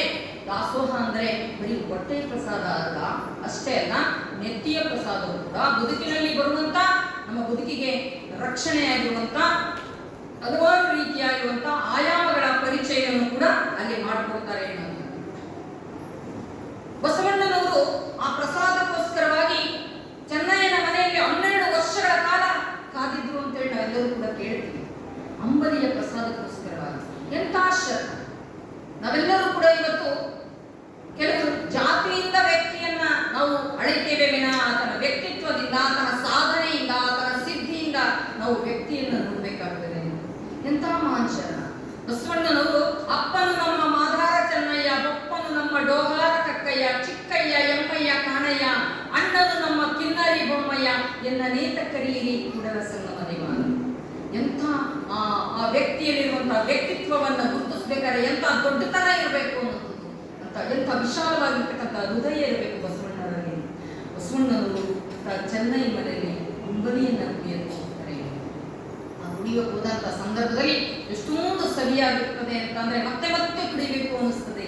ಕೇಳ್ತಾರೆ, ನಡೆ ಚೆನ್ನ, ನುಡಿ ಚೆನ್ನ, ಎಂಥ ಚೆನ್ನ ಅದು ಆ ಅಂಬಲಿ ಸವಿ ಅನ್ನೋದಂತ. ಆತನ ಬದುಕು, ಭಾವ ಎಲ್ಲವೂ ಕೂಡ ಪರಿಶುದ್ಧ, ಎಷ್ಟು ಚೆನ್ನಾಗಿದೆ ಅನ್ನುವಂಥದ್ದು. ಅದರ ಜೊತೆಗೆ ಅವರ ಬುದ್ಧಿ, ಭಾವ, ಸಂಸ್ಕಾರ, ಸಂಸ್ಕೃತಿ ಎಲ್ಲವನ್ನೂ ಕೂಡ ಚೆನ್ನ ಚೆನ್ನ ಅಂತ ಹೇಳ್ತಾರೆ ಶರಣರು ಅನ್ನುವಂಥದ್ದು. ಅದಕ್ಕೆ ಆ ರೀತಿಯಾಗಿರುವಂಥ ಆರೋಗ್ಯಕರವಾಗಿರುವಂತಹ ಪ್ರಸಾದವನ್ನ ಸ್ವೀಕಾರ ಮಾಡಬೇಕು, ಸಾತ್ವಿಕವಾಗಿರುವಂತಹ ಪ್ರಸಾದವನ್ನ ಸ್ವೀಕಾರ ಮಾಡಬೇಕು ಅಂತೇಳಿ ಅಕ್ಕ ಹೇಳ್ತಾರೆ. ಹಲವಾರು ರೀತಿಯಾಗಿರುವಂತಹ ಪ್ರಸಾದದ ಮಹತ್ವವನ್ನ ಪರಿಚಯ ಮಾಡಿಕೊಡ್ತಾರೆ ಅನ್ನೋದು. ನಾವು ಮಾಡುವಂತಹ ಪ್ರಸಾದವನ್ನ ಹಲವಾರು ರೀತಿಯಾಗಿರುವಂತಹ ರುಚಿಯಾಗಿ ಆ ಪಕ್ಷ ಭೋಜ್ಯಾಕೃತಿಗಳನ್ನ ಮಾಡುವಂತಹ ಸಂದರ್ಭದಲ್ಲಿ ನಾವು ಏನ್ ಮಾಡ್ತೀವಿ ಅಂದ್ರೆ ಬಾಯಿ ರುಚಿಗೋಸ್ಕರವಾಗಿ ಮಾಡ್ತೇವೆ. ಆದ್ರೆ ಶರಣರು ಏನ್ ಹೇಳ್ತಾರೆ ಅಂದ್ರೆ ಸಾತ್ವಿಕವಾಗಿರುವಂತಹ ಆಹಾರವನ್ನ ಸ್ವೀಕಾರ ಮಾಡೋದ್ರಿಂದ ಏನು ಪ್ರಯೋಜನ, ನಮಗೆ ಸಾತ್ವಿಕವಾಗಿರುವಂತ ಗುಣಲಕ್ಷಣಗಳು ಬರ್ತದೆ ಎನ್ನುವಂಥದ್ದು, ಸಾತ್ವಿಕತೆ ನಮ್ಮಲ್ಲಿ ಅಳವಡುತ್ತದೆ ಎನ್ನುವಂತಹ ಉದ್ದೇಶದಿಂದ ಶರಣರು ಆ ರೀತಿಯಾಗಿರುವಂತಹ ಪ್ರಸಾದವನ್ನ ಮಾಡಿದ್ರು ಅನ್ನುವಂಥದ್ದು. ಹಾಗೆ ಅಕ್ಕನು ಹಲವಾರು ರೀತಿಯಾಗಿರುವಂತ ದಾರಿಯಲ್ಲಿ ಕ್ರಮಿಸುವಂತಹ ಸಂದರ್ಭದಲ್ಲಿ ಅಕ್ಕನಿಗೆ ಒಬ್ಬ ಸನ್ಯಾಸಿ ಭೇಟಿಯಾದಂತಹ ಸಂದರ್ಭದಲ್ಲಿ ಅಕ್ಕ ನನಗೆ ಹಲವಾರು ರೀತಿಯಾಗಿರುವಂತ ಉಪಟಳಗಳನ್ನ ಕೊಡ್ತಾನೆ.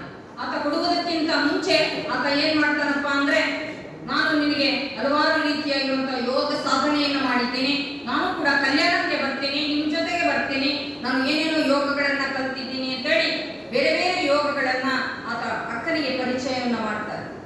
ಆಗ ಅಕ್ಕನಿಗೆ ಗೊತ್ತಾಗ್ತದೆ, ಒಬ್ಬ ಮನುಷ್ಯ, ಒಬ್ಬ ಆಧ್ಯಾತ್ಮಿಕ ಜೀವಿಗೆ ಯಾವ್ದಾದ್ರು ಒಬ್ಬ ವ್ಯಕ್ತಿ ಆತ ದುಷ್ಟ, ದುರ್ಜನ ಬನ್ನ ಅಂತ ಅನ್ನುವಂತ ಸಂದರ್ಭದಲ್ಲಿ ಆ ಸಾತ್ವಿಕರಿಗೆ, ಸಾಧಕರಿಗೆ ಗೊತ್ತಾಗ್ಬಿಡ್ತದೆ. ಅವರ ಮಾತು, ಅವರ ನಡವಳಿಕೆ, ಅವರ ಸ್ವಭಾವ ಅದೆಲ್ಲವೂ ಕೂಡ ಗೋಚರಿಸ್ತದೆ. ಹಾಗೆ ಅಕ್ಕ ಸಮಾಧಾನದಿಂದ ಎಲ್ಲವನ್ನು ಕೂಡ ಆಲಿಸ್ತಾರೆ ಅನ್ನುವಂಥದ್ದು.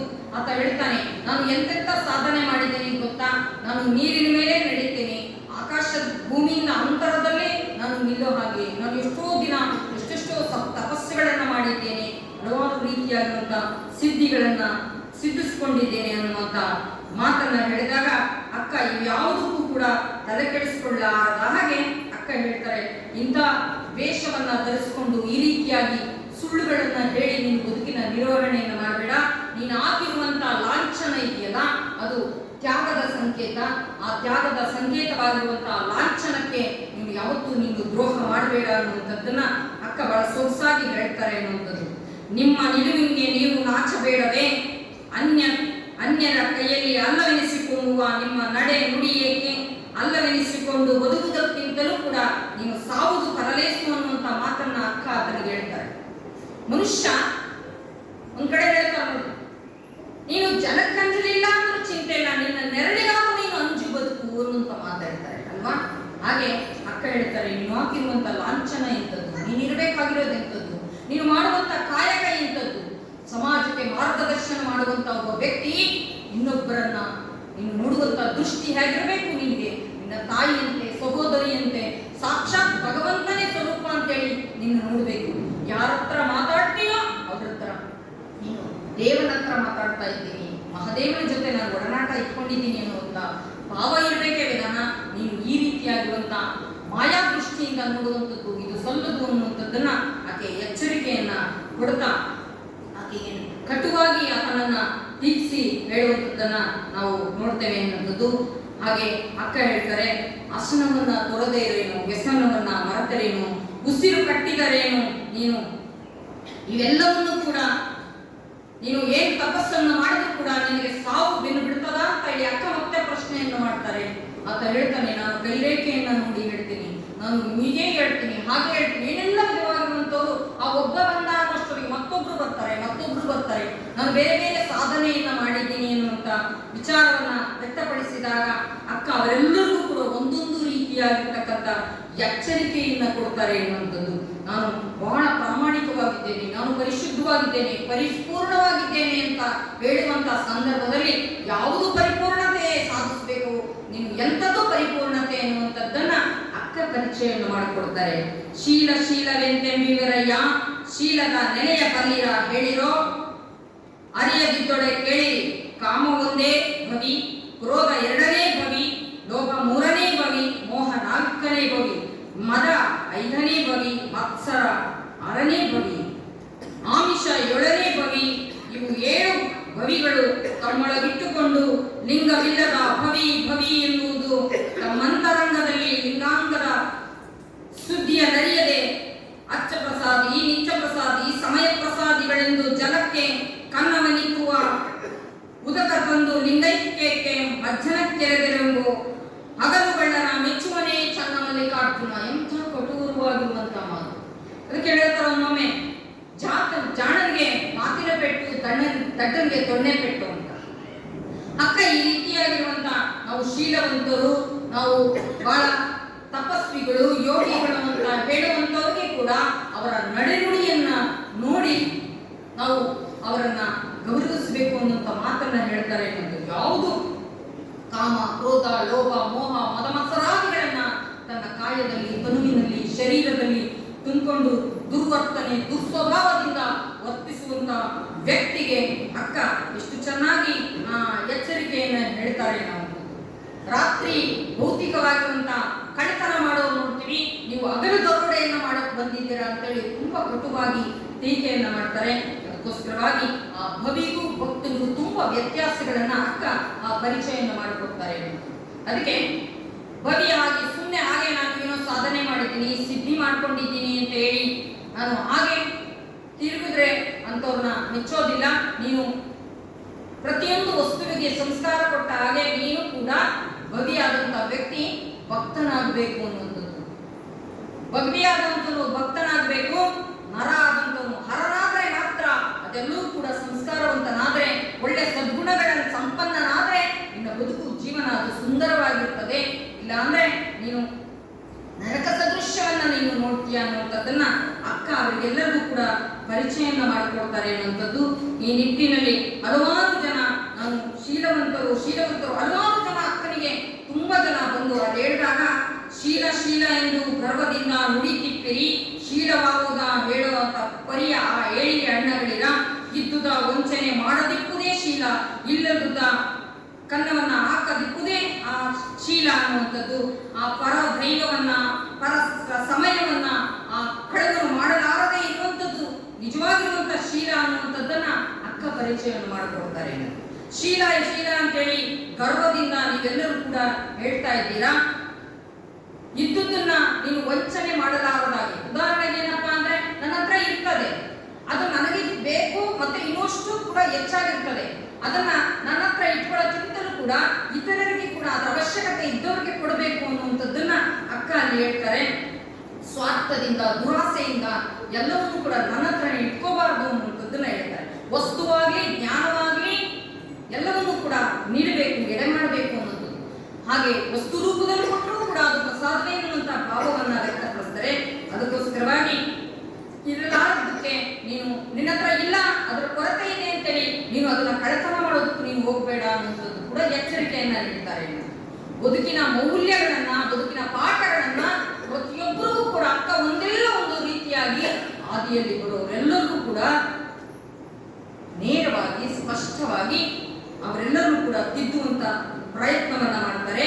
ಹಾಗೆ ನೀನು ಶೀಲ ಅಂತ ಹೇಳ್ತೀರಾ, ನಿನ್ನ ಎದೆ ಮೇಲಿನ ಲಿಂಗವನ್ನ ಕಿರಿದು ಮಾಡಿ ಇನ್ನೆಲ್ಲೋ ಇರುವಂತ ಲಿಂಗವನ್ನ ಇರಿದು ಮಾಡಿದಾಗ ಯಾವುದು ಕೂಡ ಶೀಲ ಅನಿಸ್ಕೊಳ್ಳೋದ್ರಲ್ಲ. ನೀನು ಏನ್ ಮಾಡ್ಬೇಕಪ್ಪ ಅಂತ ಅಂದ್ರೆ ನೀನು ಎದೆ ಮೇಲಿರುವಂತ ಕಟ್ಟಿದಂತ ಲಿಂಗವನ್ನ ಬಿಟ್ಟು ಅನ್ನ ದೈವಕ್ಕೆ ನೀನು ಎರಗಬಾರದು. ನೀನು ಏಕಲಿಂಗ ನಿಷ್ಠೆಯಿಂದ ನೀನು ಇರಬೇಕು ಅನ್ನೋದು. ಹಾಗೆ ಪರರ ಸಮಯವನ್ನು ಕೂಡ ನೀನು ಕದಿಬಾರದು. ತುಂಬಾ ಜನ ಏನ್ ಮಾಡ್ತಾರೆ, ಎಲ್ಲಾದ್ರೂ ಒಂಥರ ಬೇಸರ ಆಯ್ತು ಅಂತ ಅಂದ್ರೆ ಎಲ್ಲೋ ಒಂದ್ ಕಡೆ ಕೂತ್ಕೊಂಡು ಆಧ್ಯಾತ್ಮಿಕವಾಗಿರುವಂತಹ ಚಿಂತನೆಯನ್ನು ಮಾಡಬೇಕು, ಅಥವಾ ಯಾವುದೋ ಬದುಕಿಗೆ ಬರುವಂತಹ ಸಮಸ್ಯೆಗಳಿರ್ಬೋದು, ಅಥವಾ ಏನಾದ್ರೂ ಒಂದು ಒಳ್ಳೆ ವಿಚಾರವನ್ನು ಕುರಿತು ಚಿಂತನೆಯನ್ನು ತುಂಬಾ ಜನ ಗ್ರಾಮೀಣ ಪ್ರದೇಶದಲ್ಲಿ ನಾವು ನೋಡ್ತೀವಿ. ಅಲ್ಲಿ ಓಡಾಡೋರನ್ನ ಕುರಿತು ಹಲವಾರು ರೀತಿಯಾಗಿರುವಂತಹ ಟೀಕೆ ಟಿಪ್ಪಣಿಗಳನ್ನ ಮಾಡುವಂತದ್ದನ್ನ ನೋಡ್ತೀವಿ. ಹಾಗೆ ಹೋಗುವಂತ ಅವ್ರು ಏನೋ ಕಾಯಕಕ್ಕೆ ಹೋಗ್ತಾ ಇರ್ತಾರೆ, ಅಂತವರು ಕೂಡ ಎಳೆದು ತಂದು ಕೂರಿಸ್ಕೊಂಡು ಮತ್ತೆ ಅವರಂತೆ ಮಾಡ್ಕೊಳ್ಳುವಂತಿದ್ಯಾ. ಅದಕ್ಕೆ ಸ್ಥಿರವಾಗಿ ಅಕ್ಕ ಹೇಳ್ತಾರೆ, ಕಾಲ ಹರಣ, ಸಮಯ ಹರಣ, ಅದು ಸಲ್ಲದು ಅನ್ನುವಂತ ಮಾತನ್ನ ಹೇಳ್ತಾರೆ. ಮೌಲ್ಯಯುತವಾಗಿರುವಂತ ಸಮಯವನ್ನ ಅದು ಸದ್ಬಳಕೆಯನ್ನು ಮಾಡಬೇಕು ಅನ್ನುವಂಥ ಪಾಠವನ್ನು ಕೂಡ ಕಲಿಸ್ತಾರೆ ಅನ್ನುವಂಥದ್ದು. ಅಂತ ಸಮಯದಾನವೂ ಕೂಡ ಅದು ಮಹಾಪ್ರಸಾದವಾಗ್ತದೆ. ಎಷ್ಟೋ ಜನ ಕಾರ್ಯಕ್ರಮದಲ್ಲಿ ಮಾತಾಡ್ತಾ ಇರ್ತೀವಲ್ವಾ, ಅಲ್ಲಿ ಎಷ್ಟೋ ಸಲ ಅವಕಾಶ ಸಿಗಲಿಲ್ಲ ಅಂದ್ರೂ ಕೂಡ ಬೇಸರ ಮಾಡಿಕೊಳ್ತೀವಿ ಅನ್ನೋದು. ಹಾಗೆ ಅವಕಾಶವನ್ನೇ ಪ್ರಸಾದವಾಗಿ ಶರಣರು ಹೇಳ್ತಾರೆ, ಒಂದೊಂದು ಲೇಸು ವಾರದಿದ್ದರೆ ಎರಡು ಲೇಸು ಬಂತ ಸ್ವೀಕಾರ ಮಾಡಬೇಕು, ಇಲ್ಲ ಅದು ನನ್ನದಲ್ಲ ಅನ್ನುವಂಥ ಭಾವ ನಿರ್ಲಿಪ್ತತೆಗೆ ಒಳಗಾಗಬೇಕು. ಅದು ನಮಗೆ ನಾವೇ ಕಲ್ತ್ಕೊಳ್ಳೋದಲ್ಲ, ಶರಣರು ನಮಗೆ ಕಲಿಸಿರುವಂತ ಪಾಠ ಅನ್ನುವಂಥದ್ದು. ಅಕ್ಕ ಆ ರೀತಿಯಾಗಿರುವಂತಹ ಭಾವವನ್ನ ಬದುಕಿನಲ್ಲಿ, ಜೀವನದಲ್ಲಿ ಅಳವಡಿಸಿಕೊಂಡು ಯುದ್ಧಕ್ಕೂ ಕೂಡ ಕ್ರಮಿಸತಕ್ಕಂಥದ್ದನ್ನ ನಾವು ನೋಡ್ತೇವೆ ಅನ್ನುವಂಥದ್ದು. ಹಾಗೆ ಹಲವಾರು ಜನ ಶರಣರು ದಾಸೋಹವನ್ನ ಎಡೆಮಾಡಿರುವಂತದ್ದನ್ನ ನಾವು ನೋಡ್ತೇವೆ ಅನ್ನುವಂಥದ್ದು. 12ನೇ ಶತಮಾನದಲ್ಲಿ ಪ್ರತಿಯೊಬ್ಬರು ಕೂಡ ತನ್ನ ಕಾಯಕದಿಂದ ಬಂದಂತ ಪ್ರತಿಫಲವನ್ನ ಸಮಾಜಕ್ಕೆ ವಿನಿಯೋಗ ಮಾಡೋದಿದೆಯಲ್ಲ, ಅಲ್ಲಿ ಕಲ್ಯಾಣಕ್ಕೆ ಬರೀ ಶರಣರಷ್ಟೇ ಅವರವರೇ ಬದುಕನ್ನ ಕಟ್ಕೊಂಡಿರ್ಲಿಲ್ಲ. ಅಲ್ಲಿ ಹಲವಾರು ಜನ ಶರಣರು ದೇಶ ವಿದೇಶಗಳಿಂದ ಬರ್ತಾ ಇದ್ರು, ಪಟ್ಟಣಗಳಿಂದ ಹಳ್ಳಿಗಳಿಂದ ಬರ್ತಾ ಇದ್ರು. ಬಂದವರೆಲ್ಲರೂ ಕೂಡ ತಕ್ಷಣ ಬಂದು ಯಾರು ಮಹಾಜ್ಞಾನಿಗಳಾಗಿರ್ತಾ ಇರಲಿಲ್ಲ ಅನ್ನೋದು. ಅಲ್ಲಿ ಬಂದವರು ಒಂದೊಂದು ರೀತಿಯಾಗಿರುವಂತಹ ಆಲೋಚನೆ, ಚಿಂತನೆಯನ್ನ ಇಟ್ಕೊಂಡು ಬಂದಿರುವಂತವ್ರು. ಎಷ್ಟೋ ಜನ ಆಧ್ಯಾತ್ಮಿಕವಾಗಿರುವಂತಹ ಹಸಿವನ್ನ ಇಟ್ಕೊಂಡಿರ್ತಾರೆ. ಕೆಲವರು ತಮ್ಮ ಬದುಕನ್ನ ಕಟ್ಕೋಬೇಕು ಅಂತ ಬಂದಿರ್ತಾರೆ. ಕೆಲವರು ನಿರಾಶ್ರಿತರಾಗಿ ಆಶ್ರಯವನ್ನು ಪಡ್ಕೊಳ್ಳೋದಕ್ಕೋಸ್ಕರವಾಗಿ ಬರ್ತಾರೆ ಅನ್ನೋದು. ಆ ನಿಟ್ಟಿನಲ್ಲಿ ಬಂದಂತವರೆಲ್ಲರಿಗೂ ಕೂಡ ಶರಣರು ಜ್ಞಾನ ಪ್ರಸಾದ, ಅನ್ನ ಪ್ರಸಾದ, ಯಾವ ರೀತಿಯಾಗಿ ಬದುಕನ್ನ ಕಟ್ಕೋಬೇಕು ಅನ್ನುವಂಥದ್ದನ್ನ ಪ್ರತಿಯೊಬ್ಬರಿಗೂ ಕೂಡ ಪಾಠವನ್ನ ಕಲಿಸ್ತಾರೆ ಅನ್ನೋದು. ಅದಕ್ಕೋಸ್ಕರವಾಗಿ ಶರಣರು ಕೊಟ್ಟಿರುವಂತಹ ಬದುಕಿನ ಮೌಲ್ಯವನ್ನ ಅದನ್ನ ಪ್ರೀತಿಯಿಂದ ಸ್ವಾಗತವನ್ನ ಮಾಡ್ಕೋಬೇಕು. ಏನಾದ್ರೂ ಯಾರಾದ್ರೂ ಹೇಳಿದ್ರೆ ಅದನ್ನ ಪ್ರೀತಿಯಿಂದ ಮೊದಲು ಕೇಳುವಂತ ಒಂದು ವ್ಯವಧಾನ ಅನ್ನುವಂಥದ್ದು ಇರಬೇಕು ಅನ್ನುವಂಥದ್ದು. ಆ ಹೇಳುವಂತಹ ಸಂದರ್ಭದಲ್ಲಿ ನಮ್ಮ ಬದುಕಿಗೆ ಒಂದೊಂದು ಕೂಡ ಪಾಠವಾಗಿ ಪರಿಣಮಿಸ್ತವೆ ಅನ್ನುವಂಥದ್ದು. ಆ ಸಂದರ್ಭದಲ್ಲಿ ಅನುಭವ ಮಂಟಪದಲ್ಲಿ, ಅನುಭವಗೋಷ್ಠಿಯಲ್ಲಿ ಹಲವಾರು ರೀತಿಯಾಗಿರುವಂತಹ ಕಾಯಕದ ಪರಿಕಲ್ಪನೆಯ ಅನುಭವ ಚಿಂತನೆಯನ್ನು ನಡೆಯುವಂತಹ ಸಂದರ್ಭದಲ್ಲಿ ಒಬ್ಬೊಬ್ರು ಒಂದೊಂದು ಕಾಯಕವನ್ನ ಮಾಡುವಂತವ್ರಿಗೂ ಕೂಡ ಬೇರೆ ಬೇರೆ ರೀತಿಯಾಗಿರುವಂತಹ ಅನುಭವಗಳಾಗ್ತದೆ. ಅನುಭವಗಳನ್ನ ಅಲ್ಲಿ ಹಂಚ್ತಾ ಹೋಗ್ತಾರೆ ಅನ್ನುವಂಥದ್ದು. ಯಾವುದು ಕೂಡ ಕಾಯಕದಲ್ಲಿ ಕೀಳಿಲ್ಲ ಮೇಲಿಲ್ಲ ಅನ್ನುವಂಥದ್ದು. ಎಲ್ಲರೂ ಕೂಡ ಕಾಯಕವನ್ನ ಮಾಡಿ ಅಲ್ಲಿ ಎಲ್ಲರೂ ಕೂಡ ಸಮಾನರು ಅನ್ನುವಂಥ ದೃಷ್ಟಿಯಿಂದ ನೋಡ್ತಾರೆ. ಹಾಗೆ ಸಮಾನ ಮನಸ್ಕರಾಗಿದ್ರೆ ಮಾತ್ರ ಅದು ಸಮಾನ ಮನಸ್ಕರು ಚಿಂತನೆ ಮಾಡುವಂಥದ್ದು ಅದು ಆರೋಗ್ಯಕರವಾಗಿ ಸ್ವೀಕಾರ ಮಾಡಿದ್ರೆ ಮಾತ್ರ ಅದು ಅರ್ಥ ಆಗ್ತದೆ ಅನ್ನುವಂಥದ್ದು. ಅಂತ ಬದುಕಿನ ಮೌಲ್ಯವನ್ನ ಅರ್ಥ ಮಾಡಿಸುವಂತ ರೀತಿ ಇದೆಯಲ್ಲ, ಅಲ್ಲಿ ಒಂದೊಂದು ಮಹಾಜ್ಞಾನಿಗಳು ಇದ್ರು, ತುಂಬಾ ನಿರಕ್ಷರಸ್ಥರು ಇದ್ರು, ಅಲ್ಲಿ ಕಾಯಿಕ ಜೀವಿಗಳು ಇದ್ರು, ದಾಸೋಹ ಪ್ರೇಮಿಗಳು ಇದ್ರು. ಅವರೆಲ್ಲರ ಮನಸ್ಥಿತಿ ಪರಿಸ್ಥಿತಿಯನ್ನ ಅರ್ಥಕೊಂಡು ಬಸವಣ್ಣನವರು ಅವರವರ ಭಕ್ತಿಗೆ, ಅವರವರ ವ್ಯಕ್ತಿತ್ವಕ್ಕೆ ಅನುಗುಣವಾಗಿ ಪ್ರಸಾದವಾಣಿಯನ್ನ ಎಡೆ ಮಾಡ್ತಾ ಇದ್ರು ಅನ್ನೋದು. ಹಾಗೆ ಅಲ್ಲಿ ಬಂದಂತವರೆಲ್ಲರಿಗೂ ಕೂಡ ಮಹಾಮನೆಯಲ್ಲಿ ಅನುಭವದ ಪ್ರಸಾದವನ್ನ ಜೊತೆಗೆ ಅನ್ನ ಪ್ರಸಾದವನ್ನು ಕೂಡ ಎಡೆ ಮಾಡ್ತಾ ಇದ್ರು ಅನ್ನೋದು. ಅಂತಹ ಪ್ರಸಾದವನ್ನು ಮಾಡುವಂತಹ ಸಂದರ್ಭದಲ್ಲಿ ಶರಣರು ಹೇಳ್ತಾರೆ, ಪ್ರಸಾದವನ್ನ ಯಾವ ರೀತಿಯಾಗಿ ಮಾಡಬೇಕು, ಅಂಗದ ಮೇಲೆ ಲಿಂಗವನ್ನ ಧರಿಸಿಕೊಂಡು ಪ್ರತಿ ಯಾವಾಗ ನಾವು ಪ್ರಸಾದ ಮಾಡ್ತೀವೋ ಅವಾಗೆಲ್ಲರೂ ಕೂಡ ಲಿಂಗ ಪೂಜೆಯಿಂದ ಮಾಡಿ ಪ್ರಸಾದವನ್ನು ಸೇವನೆ ಮಾಡಬೇಕು ಅನ್ನುವಂಥದ್ದು. ಮಾಡುವಂತಹ ಸಂದರ್ಭದಲ್ಲಿ ನಾವು ಲಿಂಗೈನೇ ಪ್ರತಿಯೊಂದು ಎಡೆ ಮಾಡಬೇಕು ಅನ್ನುವಂಥದ್ದು. ಅದಕ್ಕೆ ಹೇಳ್ತಾರೆ ತನು ಮನ ಭಾವದಿಂದ ಸ್ಥೂಲ ಸೂಕ್ಷ್ಮ ಕಾರಣ ಶರೀರಕ್ಕೆ ಇಷ್ಟಲಿಂಗ ಪ್ರಾಣಲಿಂಗ ಭಾವಲಿಂಗಕ್ಕೆ ಸಮರ್ಪಣೆಯನ್ನು ಮಾಡಿ ಸಿದ್ಧ ಶುದ್ಧ ಪ್ರಸಿದ್ಧ ಪ್ರಸಾದವನ್ನ ಲಿಂಗೈನಿಗೆ ಎಡೆ ಮಾಡಿ ಪ್ರಸಾದವನ್ನ ಸ್ವೀಕಾರ ಮಾಡಬೇಕು ಅನ್ನೋದು. ಮಾಡುವಂತ ಭಾವದಲ್ಲಿ ನಾನು ಪರಮಾತ್ಮನಿಗೆ ಉಳಿಸ್ತಾ ಇದ್ದೀನಿ ಅಂತ ಭಾವದಲ್ಲಿ ನಾವು ಪ್ರಸಾದವನ್ನ ಮಾಡಬೇಕು ಅನ್ನೋದು. ಅದಕ್ಕೆ ಶರಣ ಹೇಳ್ತಾರೆ ಪ್ರಸಾದವನ್ನು ಮಾಡುವಂತಹ ಸಂದರ್ಭದಲ್ಲಿ ನಾವು ಹಾಗೆ ಪ್ರಸಾದ ಮಾಡಬಾರದು. ಹಾಗಾದ್ರೆ ಸುಮ್ಮನೆ ಪ್ರಸಾದ ಮಾಡಬೇಕಾಗಿಲ್ಲ. ಅದಕ್ಕೆ ಹೇಳ್ತಾರೆ ಮೌನದೊಂಬುದು ಆಚಾರವಲ್ಲ, ಲಿಂಗಾರ್ಪಿತ ಮಾಡಿದ ಬಳಿಕ ತುತ್ತಿಗೊಮ್ಮೆ ಶಿವಶರಣ ಎನ್ನುತ್ತಾ ಪ್ರಸಾದವನ್ನ ಮಾಡಬೇಕು. ಕರ್ಣ ವೃತ್ತಿಗಳ ಅಡಗು ಅಂತ ಹೇಳ್ತಾರೆ. ನಾವು ಮಾಡುವಂತಹ ಪ್ರಸಾದವನ್ನ ಮೌನವಾಗಿ ಪ್ರಸಾದ ಮಾಡುವಂಥದ್ದಲ್ಲ, ಲಿಂಗೈನಿಗೆ ಎಡೆ ಮಾಡಿದ ಮೇಲೆ ಆ ಮಾಡುವಂತ ಪ್ರಸಾದವನ್ನ ತುತ್ತಿಗೊಮ್ಮೆ ಆ ಶಿವ ಶರಣು ಅಂತೇಳಿ ಪ್ರಸಾದವನ್ನ ಮಾಡಿದ್ರೆ ಅಂತ ಪ್ರಸಾದದಲ್ಲೂ ಕೂಡ ಅವರೂಪವನ್ನ ಕಳೆಯುವಂತಹ ಶಕ್ತಿ ಇದೆ. ನಾವು ಯಾವ ರೀತಿಯಾಗಿ ಯಾವ ಭಾವನೆಯಿಂದ ಪ್ರಸಾದವನ್ನ ಮಾಡ್ತೀವೋ ಆ ಭಾವ ನಮ್ಮ ಮುಖದಲ್ಲಿ ದರ್ಶನವನ್ನ ಕೊಡುತ್ತದೆ. ಅದಕ್ಕೆ ಯದ್ಭಾವ ತದ್ಭವತಿ ಅಂತ ಹೇಳಿದ್ರು. ಅದಕ್ಕೆ ಶರಣರು ಬರೀ ಪ್ರಸಾದದಷ್ಟೇ ಅಲ್ಲ, ಪ್ರಕೃತಿಗೂ ಕೂಡ ಉದಾಹರಣೆ ಕೊಟ್ಟರು. ಹೇಗೆ ಈ ಪ್ರಕೃತಿಗೋಸ್ಕರವಾಗಿ ನಾವು ಏನು ಪ್ರೀತಿಯಿಂದ ಆರೈಕೆ ಪೂರೈಕೆಯನ್ನು ಮಾಡಿ ಪ್ರೀತಿಯಿಂದ ಆ ಪ್ರಕೃತಿಯನ್ನ ನಾವು ಆರೈಕೆ ಮಾಡಿದ್ರೆ ಅದು ನಮಗೆ ಒಳ್ಳೆ ಗಾಳಿ, ಒಳ್ಳೆ ಬೆಳಕು, ಒಳ್ಳೆ ಮಳೆ, ಒಳ್ಳೆ ನೀರು ಕೊಡ್ತದೆ ಅನ್ನೋದು. ನಾವು ಇವತ್ತು ಪ್ರಕೃತಿಗೆ ವಿಕೋಪವಾಗಿ ನಡ್ಕೊಂಡ್ವಿ ಅಂದ್ರೆ ಪ್ರಕೃತಿಯೇ ನಮಗೆ ಪಾಠ ಕಲಿಸುವಂತದ್ದನ್ನ ಹಲವಾರು ರೀತಿಯಾಗಿರುವಂತ ಪ್ರಕೃತಿಯ ಬದಲಾವಣೆಗಳಲ್ಲಿ ನಾವು ನೋಡಿದ್ದೀವಿ ಅನ್ನೋದು. ಪ್ರಕೃತಿಯು ಕೂಡ ಎಲ್ಲವನ್ನೂ ಕೂಡ ನಮಗೆ ಎಡೆ ಮಾಡ್ತದೆ, ಪ್ರಸಾದ ರೂಪದಲ್ಲಿ ಪ್ರತಿಯೊಂದನ್ನು ಕೂಡ ನೀಡ್ತದೆ ಅನ್ನೋದು. ಅದಕ್ಕೋಸ್ಕರವಾಗಿ ಅದನ್ನು ಸ್ವೀಕಾರ ಮಾಡುವಂತ ಮನೋಭಾವ ಇದೆಯಲ್ಲ ಅದು ಬಹಳ ಮುಖ್ಯ ಅನ್ನುವಂಥದ್ದು. ಅದಕ್ಕೋಸ್ಕರವಾಗಿ ಅಕ್ಕ ಹಲವಾರು ರೀತಿಯಾಗಿರುವಂತ ಪ್ರಸಾದವನ್ನ ನಾವು ಹೇಗೆ ಮಾಡಬೇಕು ಅನ್ನುವಂಥದ್ದನ್ನ ಹೇಳ್ತಾರೆ.